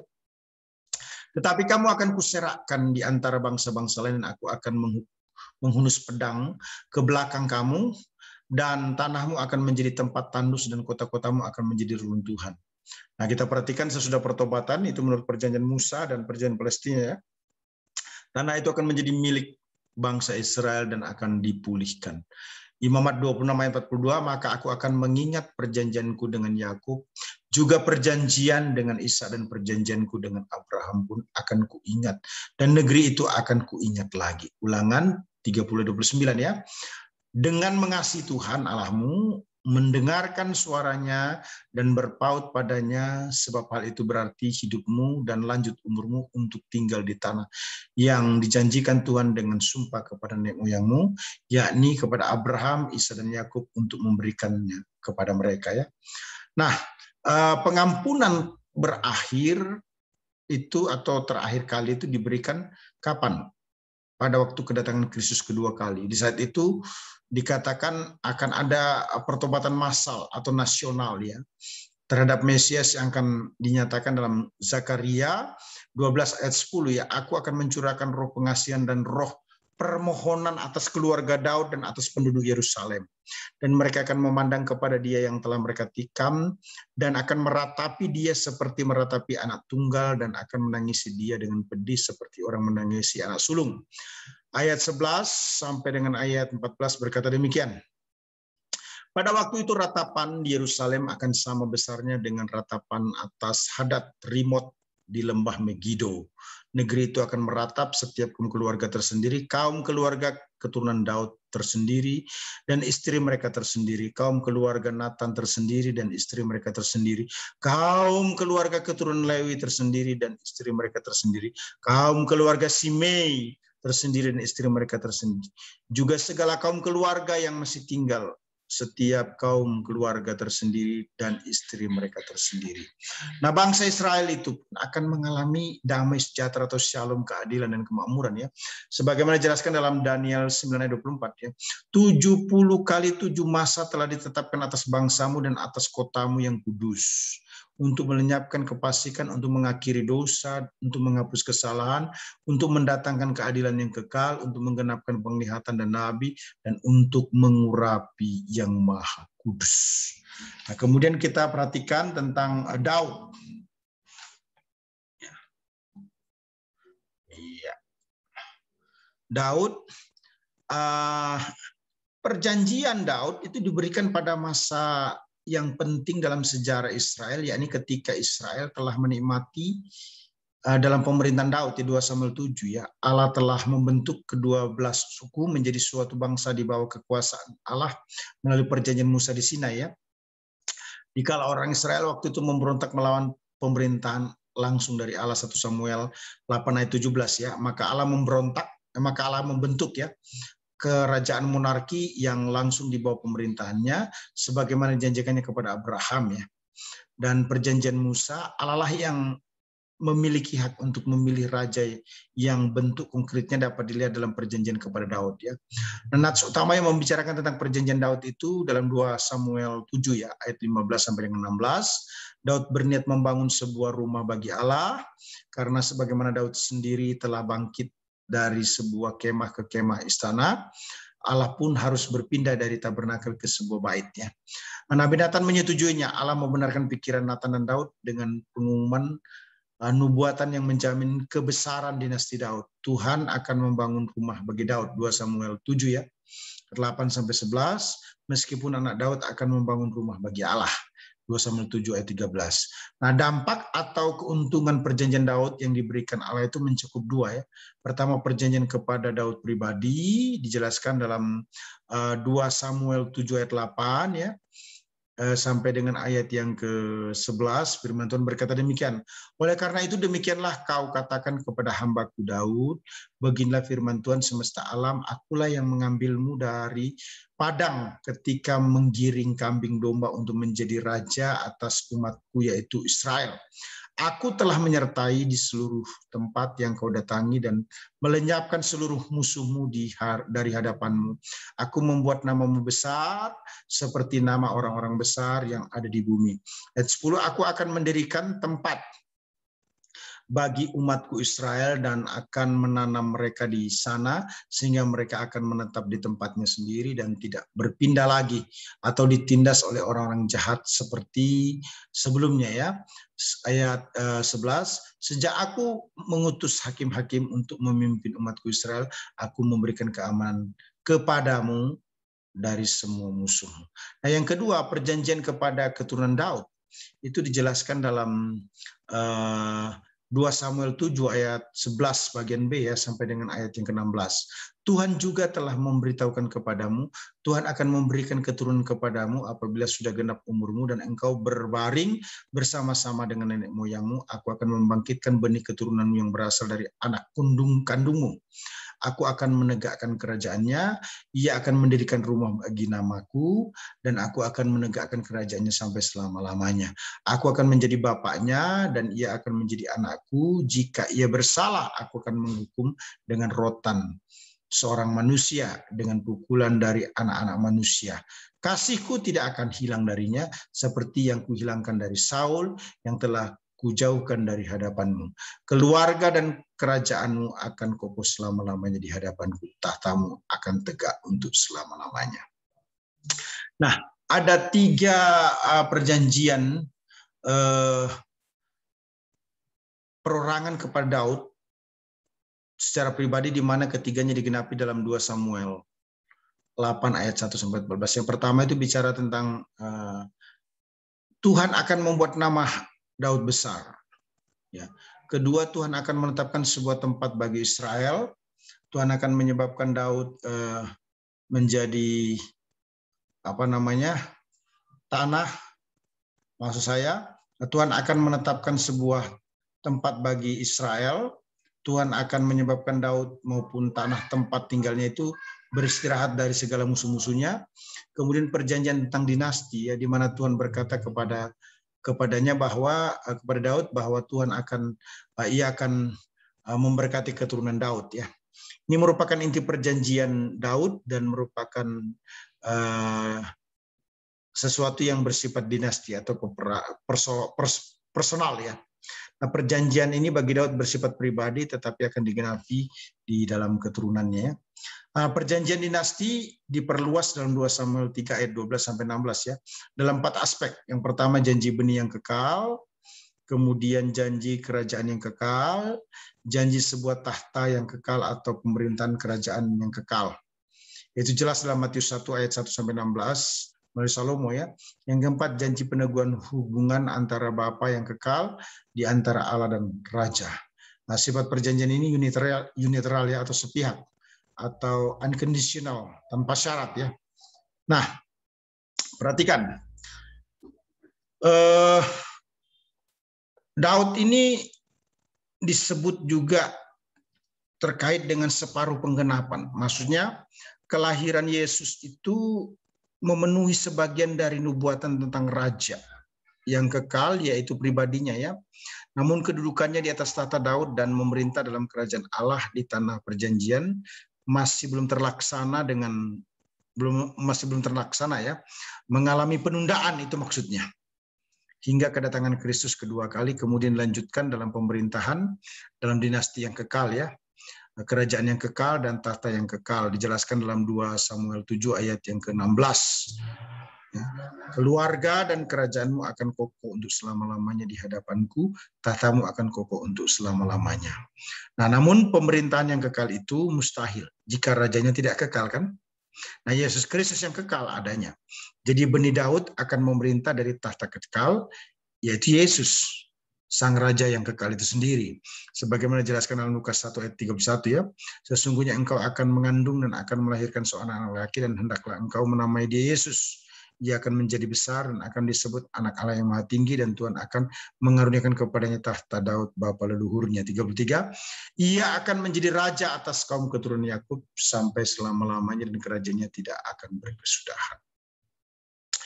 Kemudian kita perhatikan pentingnya nubuatan Daud. Kenapa kok penting? Nah, nubuatan Daud ini merupakan penggenapan, dan nubuatan Daud itu penggenapannya secara sempurna tidak terdapat dalam perjanjian lama, ya. Tidak dalam kelahiran Yesus Kristus, tidak juga dalam zaman gereja karena absennya raja kekal secara fisik, ya. Nah, pelayanan Kristus di masa kini tidak ada hubungannya sama sekali dengan tahta ataupun kerajaan Daud, ya. Bahkan dalam perjanjian baru, kerajaan Daud itu terlihat sebagai suatu yang akan datang, nubuatan yang menjadi dasar bagi asas kepercayaan kerajaan damai di bumi yang akan datang. Jadi pentingnya nubuatan Daud itu terkait dengan eskaton sebenarnya, ya. Nah, kemudian kita lihat Kristus. Puncak dari janji Allah ialah bahwa keturunan Daud akan muncul seorang yang akan menjadi Mesias dan Raja kekal. Raja itu akan memerintah umat Israel yang setia dan semua bangsa di dunia ya. Dikatakan ia akan datang dari Bethlehem dan pemerintahannya akan sampai ke ujung-ujung bumi. Ia akan disebut Tuhan keadilan kita dan akan menyelamatkan manusia dari dosa ya. Nah, penggenapan janji kepada Daud ini dimulai dengan kelahiran Yesus Kristus, diumumkan oleh malaikat Gabriel kepada Maria, seorang perempuan yang saleh dari keluarga Daud ya. Nah, janji ini adalah perluasan dari janji yang diberikan dalam Kejadian 3:15 yang menubuatkan kekalahan iblis melalui keturunan Hawa ya. Kemudian ada perjanjian pengganti. Perhatikan. Nah, perjanjian pengganti ini ditulis di loh hati yang menggantikan Musa ya, atau hukum yang ditulis dalam loh batu. Allah berjanji membuat suatu perjanjian baru dengan Israel yang menjamin hati baru sebagai dasar bagi semua perjanjian. Nah, perjanjian lama menjelaskan tentang perjanjian pengganti atau baru ya, yang dijelaskan dalam Yeremia 31 ayat 31 ya, sampai dengan ayat 32. Sesungguhnya akan datang waktunya, demikianlah firman Tuhan, aku akan mengadakan perjanjian baru dengan kaum Israel dan kaum Yehuda. Bukan seperti perjanjian yang telah kuadakan dengan nenek moyang mereka pada waktu aku memegang tangan mereka untuk membawa mereka keluar dari tanah Mesir. Perjanjianku itu telah mereka ingkari, meskipun aku menjadi Tuhan yang berkuasa atas mereka, demikianlah firman Tuhan. Sedangkan teks utama yang menjelaskan tentang perjanjian baru atau pengganti itu bisa kita cek di ini ya, Roma 11 ayat 26. Dengan jalan demikian seluruh Israel akan diselamatkan seperti ada tertulis, dari Sion akan datang penebus, ia akan menyingkirkan segala kefasikan daripada Yakub. Ayat 27, dan inilah perjanjianku dengan mereka apabila aku menghapus dosa mereka. Ibrani 8 ayat 8 berkata, sebab ia menegur mereka ketika ia berkata, sesungguhnya akan datang waktunya, demikianlah firman Tuhan, aku akan mengadakan perjanjian baru dengan kaum Israel dan dengan kaum Yehuda. Nah, kalau kita perhatikan Ibrani 10 ayat 16 itu juga penting ya. Sebab setelah ia berfirman, inilah perjanjian yang akan kuadakan dengan mereka sesudah waktu itu. Ia berfirman pula, aku akan menaruh hukumku di dalam hati mereka dan menuliskannya dalam akal budi mereka. Itu disebut dengan loh hati ya. Nah, ciri utama perjanjian baru itu apa sih? Redemption. Yang digenapi dalam diri bangsa Israel sebenarnya Roma 11 ayat 26-27 yang selanjutnya terkoneksi terhubung dengan body Christ atau gereja itu ya. Nah, berkat perjanjian baru ini menyediakan 5 unsur ya. Apa itu? Unsur penyelamatan gitu ya. Bicara soteriologi merupakan sesuatu yang dominan ya. Di dalamnya sebagai sesuatu yang tanpa syarat atau sifatnya unconditional. Ya. Unconditional, anugerah kekal menjamin hati dan pikiran, ada pembenaran pengampunan, ada penuangan secara besar-besaran untuk Roh Kudus, untuk kehidupan dan pelayanannya, kehidupan kerohanian maupun pelayanannya. Kemudian yang kedua itu pembangunan kembali bait Allah dalam Yeskiel 37 ayat 26, aku akan mengadakan perjanjian damai dengan mereka dan itu akan menjadi perjanjian kekal dengan mereka. Aku akan memberkati mereka dan membuat mereka banyak dan memberikan tempat kudusku di tengah-tengah mereka untuk selama-lamanya. Ayat 27, tempat kediaman pun akan ada pada mereka, aku akan menjadi Allah mereka dan mereka akan menjadi muridku ya. Nah, yang ketiga itu peperangan akan berhenti dan pemerintahan dunia yang baru, yang damai akan dimulai ya. Itu dijelaskan dalam Hosea 2 ayat 18. Keempat, kelimpahan kemakmuran material di atas negeri ataupun tanah. Kelima itu semua perjanjian didasarkan pada kematian Mesias ya. Keenam itu sifatnya tak bersyarat atau unconditional. Nah, sifat tak bersyarat ini nampak ya dalam perjanjian yang kekal, dalam perjanjian anugerah yang didasarkan pada penyataan dari Allah itu sendiri, kemudian penerapan aspek universal dari perjanjian Abraham yang disinggung, yang disebut dengan unconditionality ya, terus pembicaraan tentang keselamatan karena anugerah bukan perbuatan baik manusia.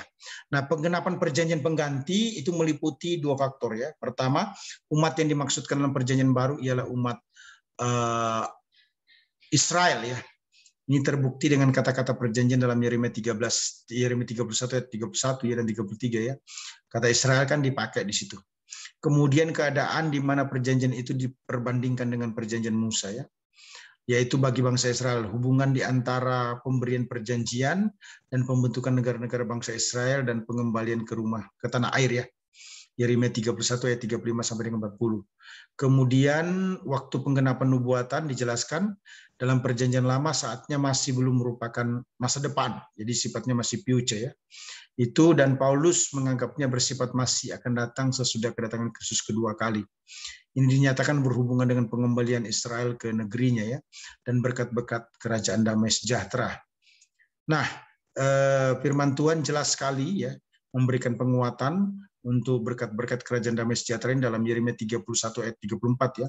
Dan tidak usah lagi orang mengajar sesamanya atau mengejar saudaranya dengan mengatakan, kenalah Tuhan, sebab mereka semua besar kecil akan mengenal Allah. Demikian firman Tuhan, aku akan mengampuni kesalahan mereka dan tidak lagi mengingat dosa mereka. Bahkan selanjutnya dikuatkan juga dalam Yeskiel 34 ayat 25 ya. Aku akan mengadakan perjanjian damai dengan mereka dan aku akan menyediakan binatang buas dari tanah itu sehingga mereka dapat diam di padang gurun dengan aman tentram dan dapat tidur di hutan-hutan. Ya, saya kira presentasi saya cukup di sini. Selanjutnya saya serahkan kepada siapa ini Pak Pendeta Ronald yang sudah ready ya. Silakan Pak. Ya, baik Bapak Ibu saudara sekalian, kita sudah mendengarkan materi dari eskatologi 1 dari 4 sesi yang akan kita dengarkan. Dan tiba saatnya, ya terima kasih Pak Dr. Hanas yang sudah menyampaikan materi. Tiba saatnya kita akan masuk dalam sesi tanya jawab. Ada satu penanya Pak Teddy yang ada di kolom chat. Ya, saya bacakan. Dr. Hanas, mohon pencerahannya. Akhir-akhir ini ada beberapa orang yang merasa atau disebut nabi oleh beberapa paham doktrin gereja tertentu yang melakukan nubuatan. Dan ada juga gembala gereja besar yang mengamini Pentakosta ketiga yang akan terjadi di Indonesia dan menyebarkan ke bangsa-bangsa.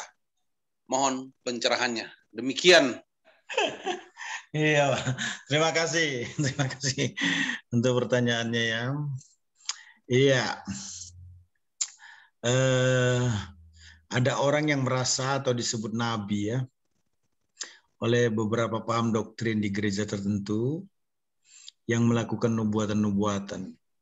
Begini, sebenarnya dengan penuh kerendahan hati lebih baik the middle way-nya saya mau sampaikan, kita menyebut sebagai new prophet, nabi baru, daripada kita menyebut nabi. Kenapa? Kalau nabi itu jika dihubungkan dengan Alkitab itu sudah close book. Jadi nabi itu sebenarnya orang yang juga berbicara tentang firman Tuhan yang di kanon. Sekarang sudah tidak ada lagi. Alkitab baru sudah tutup. Makanya disebut close book. Itu yang pertama. Terus yang kedua, saya dengan tidak mengurangi rasa hormat, sangat menghargai teman-teman yang mengutamakan nubuatan-nubuatan ini ya. Nubuatan-nubuatan itu tidak ada yang baru. Nubuatan-nubuatan itu jangan terlalu dipercaya, juga jangan terlalu direndahkan. Alkitab berkata, ujilah segala roh. Jadi nubuatan-nubuatan itu sebenarnya harus dihakimi oleh Alkitab. Apapun yang diomong, apapun yang disampaikan, karena sudah terbukti nih, mau ngomong orang yang diurapi nabi besar dan lain sebagainya, jatuh juga dalam dosa. Saya nggak usah ngomong siapa lah orangnya. Mau nabinya Indonesia, mau nabinya dunia, ya. Karena apa? Memang nobody perfect, only Jesus Christ. Nah, kalau ada nubuatan-nubuatan itu didengarkan. Jangan alergi dulu, tapi jangan percaya terburu-buru. Artinya apa? Harus dicek di dalam Alkitab. Jika itu tidak selaras dengan kebenaran firman Tuhan atau mengada-ngada, sebutlah itu keyakinan. Sebutlah itu tindakan iman. Nah, kok begitu Pak? Iya. Karena ada kelompok-kelompok Kristen tertentu yang sangat berani mengambil satu keputusan, kepercayaan, keyakinan melalui nubuatan-nubuatan. Dan itu memang harus diuji kebenarannya. Apakah benar atau tidak. Nah, kita sudah tidak masanya lagi berkanjeng dengan nubuatan-nubuatan itu. Persekutuan kita dengan Tuhan, kecenderungan komitmen kita membaca Alkitab itu akan mempengaruhi pikiran kita dan pandangan-pandangan yang orang sampaikan kepada kita. Dihakiminya bukan oleh hikmat pengertian manusia, tapi seperti apa yang dikatakan Alkitab. Nah, problemnya ketika orang itu jarang baca Alkitab. Lebih suka yang spektakuler. Jadi mengutamakan yang namanya nubuatan-nubuatan. Sampai ada kecenderungan mau kerja juga tunggu nubuatan dulu. Apalagi mau nikah tunggu nubuatan dulu. Apalagi mau kuliah tunggu nubuatan dulu. Jadi seolah-olah segala sesuatunya berdasarkan nubuatan. Allah itu tidak menghilangkan pikiran kita. Dia menggunakan pikiran kita juga untuk melangkah, menapaki kehidupan ini. Begitu ya. Oke, bagaimana dengan Pentakosta ketiga di Indonesia? Saya appreciate. Mungkin semangatnya yang perlu kita lihat. Jadi yang perlu dilihat itu semangatnya, spiritnya gitu ya. Bapak Ibu mau setuju atau tidak itu masing-masing. Spiritnya apa spiritnya di sini? Spiritnya adalah bagaimana orang Kristen itu menjadi efektif. Efektif seperti yang dijelaskan dalam Kisah Para Rasul yang merupakan peristiwa Pentakos yang pertama.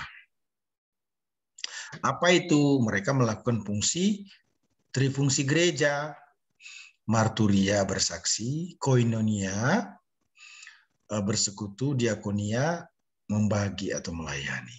Nah itu sebenarnya ya, itu yang perlu kita yakini.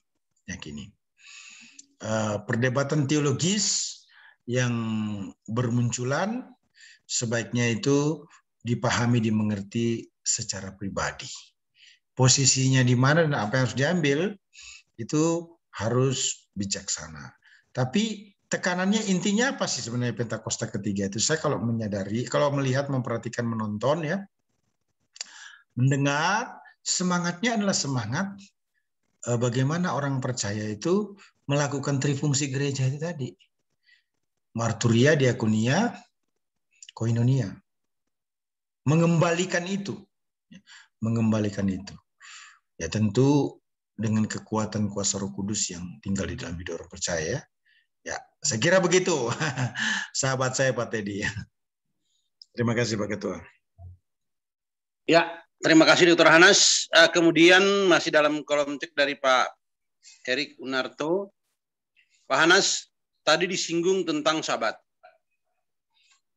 Apakah kita masih akan sebut 10 perintah tadi?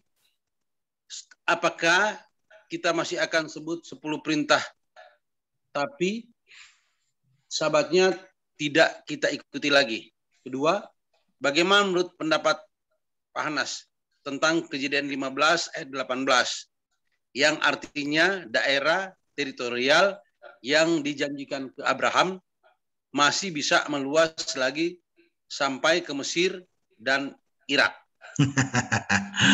Ya ini hati-hati menjawabnya, jangan sampai nanti mengakibatkan perang nih, ataupun juga konflik agama nih. Ya, hukum Taurat itu juga yang disebut dengan sebutlah Ten Commandment ya, sebutlah 10 perintah begitu ya. Ada yang terkait dengan moral, ada yang terkait dengan seremonial ya. Nah, yang terkait dengan seremonial itu saya kira sudah digenapi ya. Yang terkait dengan moral itu ya harus tetap. Karena kalau kita perhatikan Matius 5 sampai dengan 7, khotbah Tuhan Yesus itu sebenarnya pesan-pesan moral. Ya. Itu pengajaran Yesus yang paling komprehensif itu sebenarnya dalam Matius 5 sampai dengan Matius 7. Nah, bagaimana dengan Sabat? Ya. Yesus itu Tuhan atas hari Sabat. Sabat itu jika dimaknai sebagai hari perhentian di mana orang mengkhususkan waktu untuk bersekutu, berdoa, saya kira dengan tidak terlalu berlebihan. Teman saya ada yang satu kuliah kemudian menjadi pendeta di gereja Advent. Ya. Hari ini masih berhubungan baik dengan saya. Ya, kami kayak guyon kadang-kala gitu ya. Karena orang Advent ini tidak makan yang dimakan orang Protestan, misalnya B1, B2, begitulah ya. Mereka tidak makan itu. Nah, tapi yang menarik juga, jangan lupa, Sabat bagi mereka itu sesuatu yang sangat signifikan karena mereka mengkhususkannya untuk datang mencari Tuhan. Ya, sebutlah itu hari Jumat malam ya, Jumat jam 6 kalau tidak salah ya, itu sudah mulai Sabat buat mereka. Hari pengkhususan untuk Tuhan. Pagi Sabtu mereka datang beribadah, kemudian sepanjang hari di rumah Tuhan belajar Alkitab. Kira-kira Bible study-nya begitulah ya.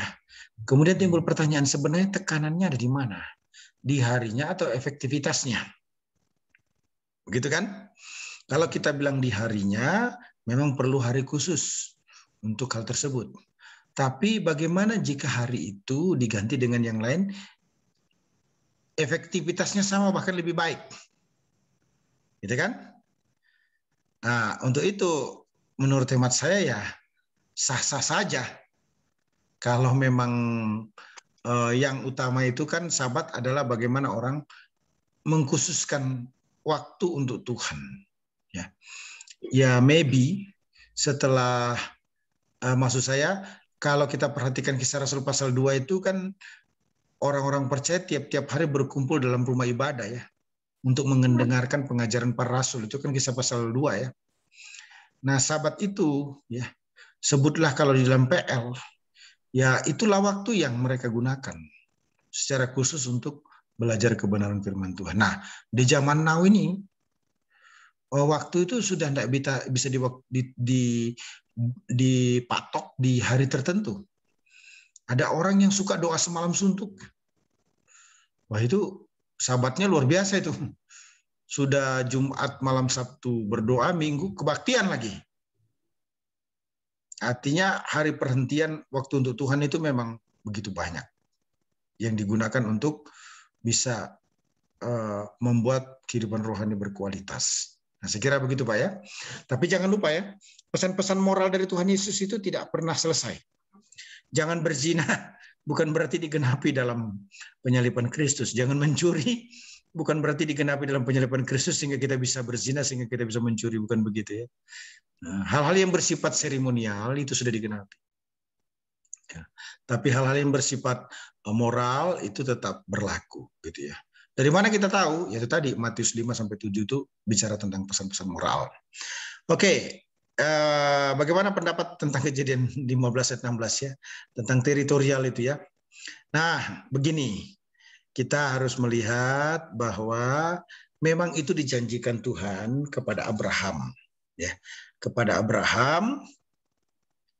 Kalau itu disebut satu pernyataan profetik yang berlaku pada masa itu, bahkan juga setelah Abraham kemudian diduduki dan nextnya akan terjadi, saya kira saya terlalu dini untuk menjawabnya kalau itu masih sampai saat ini. Nah, tapi jika itu menjadi sesuatu yang diperebutkan sedemikian rupa karena faktor ekonomi, mungkin itu bisa dipahami, dimengerti. Tetapi dalam bingkai kebinekaan, mohon maaf nih Pak Erik, dalam bingkai toleransi antar umat beragama, kita jangan sampai terseret-seret dengan masalah Israel Abraham jadi perang saudara di negeri ini, gitu ya. Nah, itu maksud saya. Jadi yang bisa saya sampaikan, kalau bicara pasten, itu sesuatu yang menjadi kehendak Allah untuk dinikmati oleh Abraham secara teritorial ya. Nah, kalau misalnya sebutlah sekarang terjadi permasalahan itu tampaknya tidak menjadi milik bangsa Israel secara sepenuhnya, maka kita akan berpikir, oh pasti dengan cara Tuhan yang ajaib akan dimiliki lagi. Nah, itu perlu pengkajian yang lebih lanjut. Kenapa? Yaitu tadi, kita ini hidup berdampingan dengan saudara-saudara kita semua yang tidak sekeyakinan, tidak satu agama ya. Saya kira begitu ya Pak Erik ya, the middle way-nya. Terima kasih. Oke, terima kasih. Ya. Baik, terima kasih. Sesuai yang mendaftar lewat kolom chat ada Pak Edwin Reno. Silakan Pak.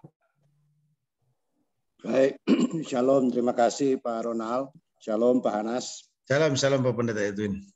Ya, tadi dikatakan bahwa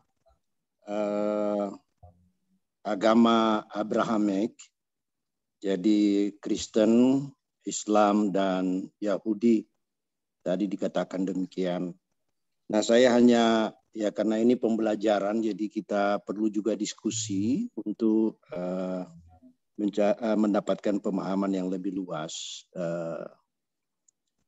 Kalau kita katakan bahwa agama Abrahamic berarti agama yang dipercayai oleh Abraham atau yang bersumber dari Abraham.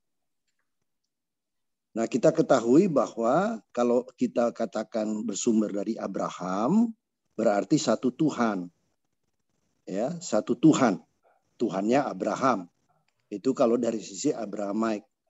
Tetapi mungkin kita kebablasan atau juga tidak seharusnya mengatakan agama Abrahamic, tetapi agama yang diturunkan oleh anak-anak dari Abraham. Karena apa? Kalau dikatakan bahwa Abrahamic berarti kan satu Allah. Ya, sebenarnya, dan kalau kita lihat bahwa agama Kristen itu berbeda Allahnya dengan yang beragama Yahudi. Agama Yahudi berbeda agamanya dengan yang agama Islam. Allahnya berbeda. Kalau Allah orang Muslim, ya, yang disebut Allah, ya, sementara orang Yahudi mengatakan bukan, ya, bukan Allah, tapi Yahweh, begitu. Orang Yahudi mengatakan Yahweh. Sementara orang Kristen, ya, ya mungkin karena masalah penerjemahan Alkitab, jadi masalah teknis ini sebenarnya, sehingga di dalam Alkitab disebut kata Allah, ya, sebenarnya kan dalam bahasa aslinya itu kan Jehovah Elohim, gitu ya. Nah, artinya bahwa orang Kristen itu kan Allahnya, Tuhan kita itu satu, yaitu Kristus Yesus. Ya, Yesus Kristus adalah Tuhan kita, Allah kita. Jadi berarti kita berbeda, tiga Allah. Gitu. Karena orang Yahudi tidak menganggap Yesus itu sebagai Tuhan, mereka bahkan tidak menganggap perjanjian baru itu ada, ya, dan bahkan mereka tidak mau menyebutkan bahwa kitab-kitab mereka dapat dikelompokkan sebagai perjanjian lama. Mereka tidak mau menerima kalau dikatakan sebagai perjanjian lama karena mereka hanya percaya Torah, ya, yang dalam kitab sucinya Tanakh gitu. Begitu juga Islam, dari agama Islam, ya, dengan tetap menyebutnya namanya Allah, kayak gitu. Jadi kelihatannya ada tiga Tuhan yang berbeda, sehingga penamaan agama Abrahamic itu mungkin kurang tepat di sini. Bagaimana pendapat Pak Hanas? Terima kasih. Ya, terima kasih. Abrahamic religion, ya. Ini cuma mimpi. Dulu saya pengen membuat satu ibadah hari Jumat dipakai untuk teman-teman sahabat dari Muslim. Hari Sabtu dipakai oleh teman-teman sahabat dari Jewish. Hari Minggu dipakai oleh teman-teman dari komunitas Kristen, gitu ya. Bisa enggak satu imam itu berpikir dalam konteks out of the box? Waktu saya baru menyelesaikan studi program doktor di UIN Syarif Hidayatullah, karena di Amerika itu ada sinagog-sinagog di mana orang-orang Yahudi itu banyak bergaul karib dengan orang Islam sebenarnya. Dan Imam Besar Muhammad Samsi Ali yang menjadi pokok riset saya ini sering sekali turun di jalan utama di New York itu untuk melakukan kampanye-kampanye ya. Nah, yang luar biasanya ini dia join dengan rabi-rabi yang ada di New York. Nah, saya pikir selama ini perlu ada ide brilian untuk menyatukan agar tidak terjadi gesekan. Betulkah orang Islam itu tidak bisa bersatu dengan Yahudi? Orang Islam itu tidak bisa bersatu dengan orang Kristen. Demikian pula betulkah orang Kristen itu tidak bisa bersatu dengan Islam dan tidak bisa bersatu dengan Yahudi? Demikian pula betulkah orang Yahudi itu tidak bisa bersatu dengan Kristen maupun juga tidak bisa bersatu dengan orang Islam? Ternyata di negara yang liberal itu, maaf loh ya, di negara yang liberal itu di Amerika justru bisa. Bisa dalam artian apa? Muhammad Samsi Ali itu sangat diterima di masjid dan di sinagog-sinagog. Nah, di Indonesia itu mulai dicoba sebenarnya cross religion ini ya, cross religion ini. Ada kiai haji yang toleran, yang moderat ya. Di Indonesia ini yang tidak perlu saya sebutkan namanya, itu saya hampir setiap tahun waktu saya masih kerja mengantarkan sapi kalau di hari raya kurban gitu ya. Saya datang di pesantrennya, tidur di pesantrennya, kemudian ngobrol banyak. Setelah sholat Isya, saya datang di masjid, kadang-kala dikasih kesempatan untuk berbicara. Ya, semacam sharing-sharing lah. Begitu moderat ya. Begitu moderat. Nah, yang saya mau sampaikan dalam kesempatan ini, secara teologi tidak akan pernah ketemu. Secara teologi, Abrahamic religion ini, Yahudi, Jewish, Christianity, Christian, Muslim, Islam, tidak akan pernah bertemu. Secara doktrinal, ya secara doktrinal, Islam sangat menolak ketuhanan Yesus Kristus. Walaupun yang lain diterima tentang keberadaan Yesus Kristus, tapi ketuhanan Yesus Kristus itu yang paling ditolak oleh komunitas Islam. Karena Yesus itu bukan Tuhan.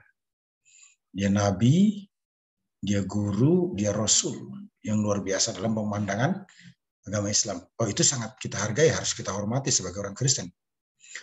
Nah, orang Kristen itu ketika tidak meyakini Yesus Tuhan Juru Selamat, ketika tidak mengaku Yesus mati dan Yesus bangkit, dapat dikatakan sia-sia, tidak ada nilainya. Keunggulan keimanan Kristen itu ada pada keyakinan Yesus mati dan ada pada keyakinan Yesus bangkit dari antara orang mati. Itu yang menunjukkan, membuktikan bahwa dia Tuhan. Jadi bukan karena mati dia Tuhan, bukan karena dia bangkit dia Tuhan, bukan. Tapi dia adalah Allah yang menjadi manusia, yang menjadi juru selamat.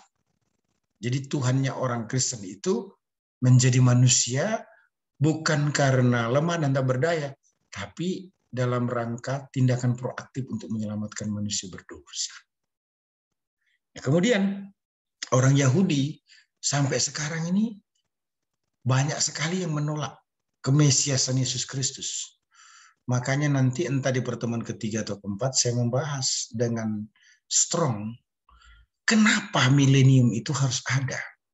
Kenapa kerajaan 1000 tahun itu harus ada.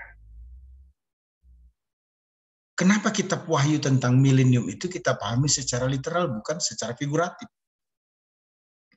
Karena Yesus itu bukan gagal mendirikan pemerintahan bersifat teokratis. Pertama Adam tertunda karena jatuh dalam dosa. Dia coba lagi untuk Israel, tertunda lagi. Dan ini Allah perlu dipahami tidak pernah gagal dalam master plan-nya. Makanya dalam pemerintahan kerajaan 1000 tahun, secara fisikal, saya ulangi, secara fisikal, bukan secara spiritual, Yesus membuktikan pemerintahan yang bersifat teokratis, di mana dia menjadi maharaja, dan orang percaya yang terangkat akan menjadi raja-raja kecil yang akan memerintah bersama dengan dia. Jadi secara doktrinal, tidak bisa dikatakan memiliki Allah yang sama. Tetapi dari segi root, dari segi akar, kita bisa pahami itu. Jewish itu mengunggulkan Abraham. Kristen mengunggulkan Abraham. Kenapa? Iya. Seperti Abraham yang beriman itulah yang membuat kita diberkati. Dengan iman yang sama kepada Yahweh dari Abraham yang kita pahami kepada Yesus masa kini, maka kita memperoleh hidup yang kekal. Dan dalam perjanjian baru, ketika nama Abraham disebut, itu sangat terkoneksi dengan keturunan Daud. Ketika nama Daud atau anak Daud disebut dalam PB, ya, itu sangat terkoneksi dengan Yesus Kristus. Nah, bagi sahabat teman saya dari Muslim, Ibrahim adalah merupakan rasul yang sangat mulia, yang sangat dihormati, yang sangat dikagumi. Nah, kita sudah berhenti pada perdebatan siapa yang tersembelih. Karena Ibrahim tidak disembelih, Abraham juga tidak disembelih. Tapi yang disembelih adalah hewan kurban dari Allah. Kira-kira begitu. Jadi sepakat, Pak. Pertama secara doktrinal, Tuhannya orang Kristen, Tuhannya orang Yahudi, Tuhannya orang Islam, different. Tapi secara praktikal dalam artian akar, root keberimanan, kita tidak boleh tidak mengakui. Kita harus mengakui bahwa Islam, Kristen, maupun juga Jewish itu berakar pada nenek moyang sama, yaitu Abraham. Karena ketiga kepercayaan ini mengakui Bapa dari segala orang beriman itu adalah Abraham. Walaupun mungkin ada versi yang berbeda dalam cerita-cerita kitab suci. Karena kitab suci yang diyakini juga berbeda-beda. Terima kasih. Terima kasih Pak Anas, terima kasih. Terima kasih. Ya, baik. Bapak Ibu sekalian, silakan, masih ada waktu 12 menit.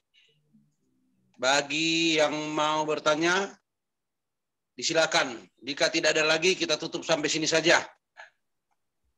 Silakan.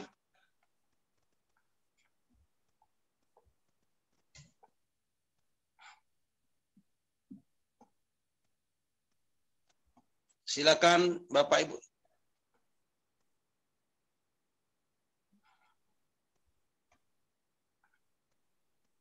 Apakah sudah tidak ada lagi?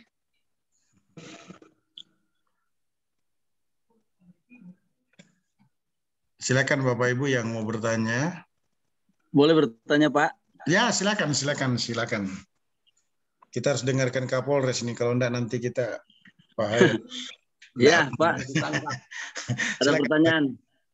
Silakan. Pak, bagaimana cara bangsa Israel akan diselamatkan sedangkan mereka tidak mengakui Yesus Kristus sebagai Tuhan dan Juru Selamat? Terima kasih. Iya. Jadi begini. Bangsa Israel itu kan meyakini dengan pandangan ke depan akan adanya Mesias. Daud itu dalam Kisah Para Rasul pasal 2 kalau tidak salah ya, meyakini Mesias. Padahal Mesias itu belum menyatakan ini ada pelajaran manusia.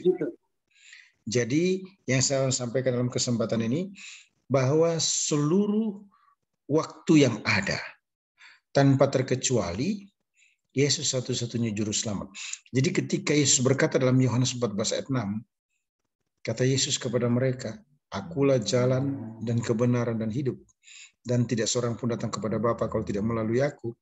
Itu sebenarnya berbicara tentang satu-satunya jalan keselamatan itu adalah Yesus.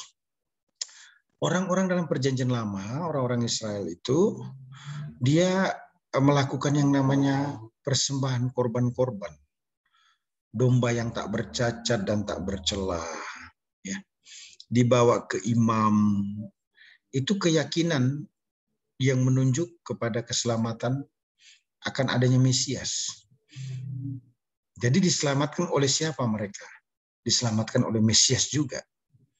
Melalui pengorbanan. Pengorbanan apa? Pengorbanan anak domba. Makanya Yesus dalam perjanjian baru disebut anak domba Allah. Itu istilah pendekatan yang digunakan di dalam perjanjian baru, anak domba. Gitu ya. Nah, bagaimana dengan orang Israel yang tidak percaya Yesus? Tidak melakukan pengorbanan dalam perjanjian lama? Jawabannya tidak mendapatkan hidup yang kekal. Jadi sebenarnya ketika ada statement yang menyatakan karena orang Israel pasti masuk surga, itu keliru. Orang Israel yang beriman kepada Yahweh itulah yang memperoleh hidup yang kekal. Dengan pengorbanan anak domba yang menunjuk iman ke depan. Karena Yesus belum lahir waktu itu. Nah terus pertanyaannya, bagaimana di masa kini? Setelah Yesus lahir. Setelah Yesus lahir, maka imannya harus ke belakang, bukan berarti mundur. Imannya ke belakang dimaksudkan itu apa? Beriman kepada apa yang sudah dikorbankan Yesus di masa lalu. Karena kita hidup ini kan sudah di depan. Di depan dalam artian kematian Yesus sudah terjadi di masa lalu. Jadi sejak kematian Yesus, maka orang Israel pun juga harus percaya Yesus juru selamat. Kalau tidak, tidak akan mendapatkan hidup kekal. Dan klimaksnya nanti, Pak. Klimaksnya nanti. Jadi salah satu inti daripada milenium kerajaan 1000 tahun itu apa sebenarnya? Salah satunya adalah ingin memberikan kesempatan terakhir. Bahasanya apa ya? Yang paling akhir dari yang terakhir. Begitulah. Yang paling akhir dari yang terakhir. Orang yang lolos tribulasi dikasih kesempatan. Salah satunya adalah bangsa Israel. Karena banyaknya orang yang akan bertobat. Jadi dalam masa tribulasi itu sebenarnya adalah masa tuaian. Mungkin tidak berlebihan kalau saya berkata, itulah peristiwa tuaian yang paling banyak yang belum pernah terjadi sepanjang abad. Mengapa begitu? Karena orang-orang percaya sudah diangkat semua. Sementara yang tertinggal adalah orang yang tidak memenuhi kualifikasi untuk diangkat oleh Allah. Bagaimana mungkin Pak kira-kira orang yang tidak diangkat itu tidak sadar diri? Orang Minahasa bilang sota lalu komang. Artinya kebangetan. Kalau yang tertinggal ini juga belum percaya Yesus. Nah, orang yang tertinggal itu percaya Yesus, akibatnya sebutlah dia lolos dalam masa tribulasi walaupun itu tidak mudah, akan masuk dalam kerajaan 1000 tahun. Dalam masa kerajaan 1000 tahun itu ada tes lagi. Di mana orang harus hidup selama 100 tahun. Akan mengalami kekebalan bila sudah hidup 100 tahun. Umur 100 tahun. Tapi bila orang itu belum berumur 100 tahun, dia masih ada tes yang sebenarnya impossible untuk jatuh dalam dosa. Karena Yesus langsung ada memerintah di dalam kerajaan 1000 tahun itu. Sehingga kalau ada orang yang berbuat dosa dalam kerajaan 1000 tahun itu, apa ya? Sota lalu komang. Itu istilah-istilahnya. Kebangetan. Kebangetan. Karena satu, Yesus memerintah sebagai maharaja. Kedua, ada orang-orang percaya yang dikenal yang juga memerintah dalam kerajaan 1000 tahun, yang dikenal oleh orang yang lolos tribulasi itu. Gitu. Itu yang saya mau sampaikan dalam kesempatan ini. Jadi kepentingan daripada milenium kerajaan 1000 tahun itu selain untuk memberikan reward, penghargaan kepada body Christ satu church yang sudah berprestasi di bumi hingga meninggal atau waktu Tuhan datang dia masih hidup, akan diberikan kesempatan untuk memerintah dalam kerajaan 1000 tahun. Makanya kesempatan hidup itu setelah terima Yesus yang mau dikejar apa? Kalau mati sudah pasti masuk surga. Begitu kan? Orang percaya, keyakinan kita kan kalau mati pasti masuk surga. Nah terus ngapain dong? Capek-capek, berjeri lelah, bahkan ada yang mengorbankan segala sesuatunya dalam pelayanan. Apakah yang mau dicari adalah penghargaan penghormatan dari manusia? Saya kira kita sudah tidak sampai pada level itu lagi ya. Sebagai manusia rohani, hubungan kita sangat personal dengan Tuhan. Melayani biar Tuhan saja yang tahu. Memberi biar Tuhan saja yang tahu. Segala sesuatu, kesulitan-kesulitan dalam pelayanan, kita lihat sebagai dedikasi pengabdian kepada Tuhan Allah. Kenapa kita melakukan ini? Karena kita tahu ada upah yang akan kita dapat nanti dalam pemerintahan kerajaan 1000 tahun. Saya kan sudah menyampaikan ya, setidaknya ada 5 mahkota. Apa itu? Menjadi gembala aja sudah ada mahkotanya. Menjadi penginjil ada mahkotanya. Menantikan kedatangan Tuhan dengan rindu, kangen, Yesus datang, ada mahkotanya. Mengalahkan manusia lama, kedagingan, ada mahkotanya. Bertahan dalam penderitaan, juga ada mahkotanya. Jadi sangat possible satu orang itu dapat 5 mahkota. Mahkota ini apa toh? Kebanggaan yang akan dipersembahkan di kaki Yesus. Artinya apa? Sesuatu yang sangat mulia, yang menyenangkan. Tuhan itu tidak butuh apa-apa. Tapi itulah yang kita bisa tunjukkan kepada Tuhan Allah selama kita di bumi ini. Menarik ya? Menarik. Itu sebabnya kita all out. Sungguh-sungguh mengerjakan banyak hal di dunia ini sampai napas yang terakhir ataupun sampai Tuhan datang di bumi. Ingat, keselamatan only one. In Jesus Christ's name. Hanya di dalam nama Yesus Kristus. Lagi-lagi, saya bicara tentang Alkitab. Bukan dalam konteks kepercayaan yang lainnya. Terima kasih. Ya, baik. Terima kasih Bapak, Ibu, saudara sekalian. Kita sudah berada di penghujung webinar ini. Saya tidak lagi memberikan kesempatan untuk bertanya. Silakan minta tolong dibuka videonya untuk pengambilan Foto ya. dokumentasi.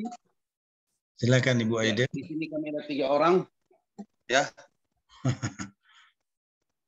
Ada ikat kamar di sini. Tunjungan.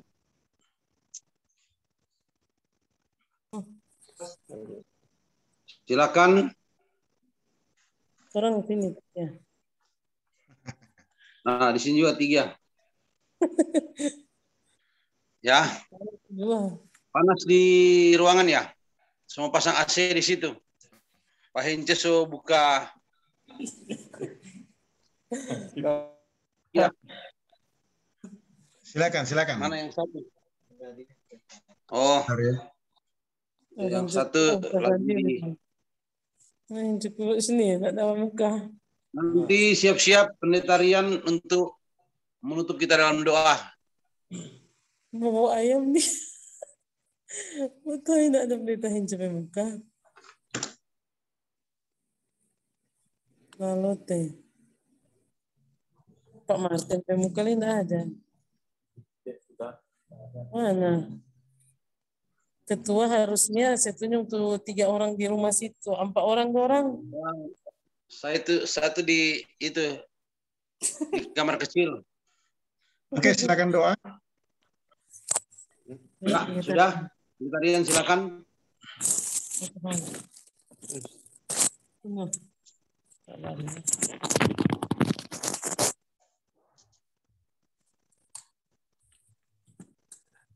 silakan. Mari berdoa.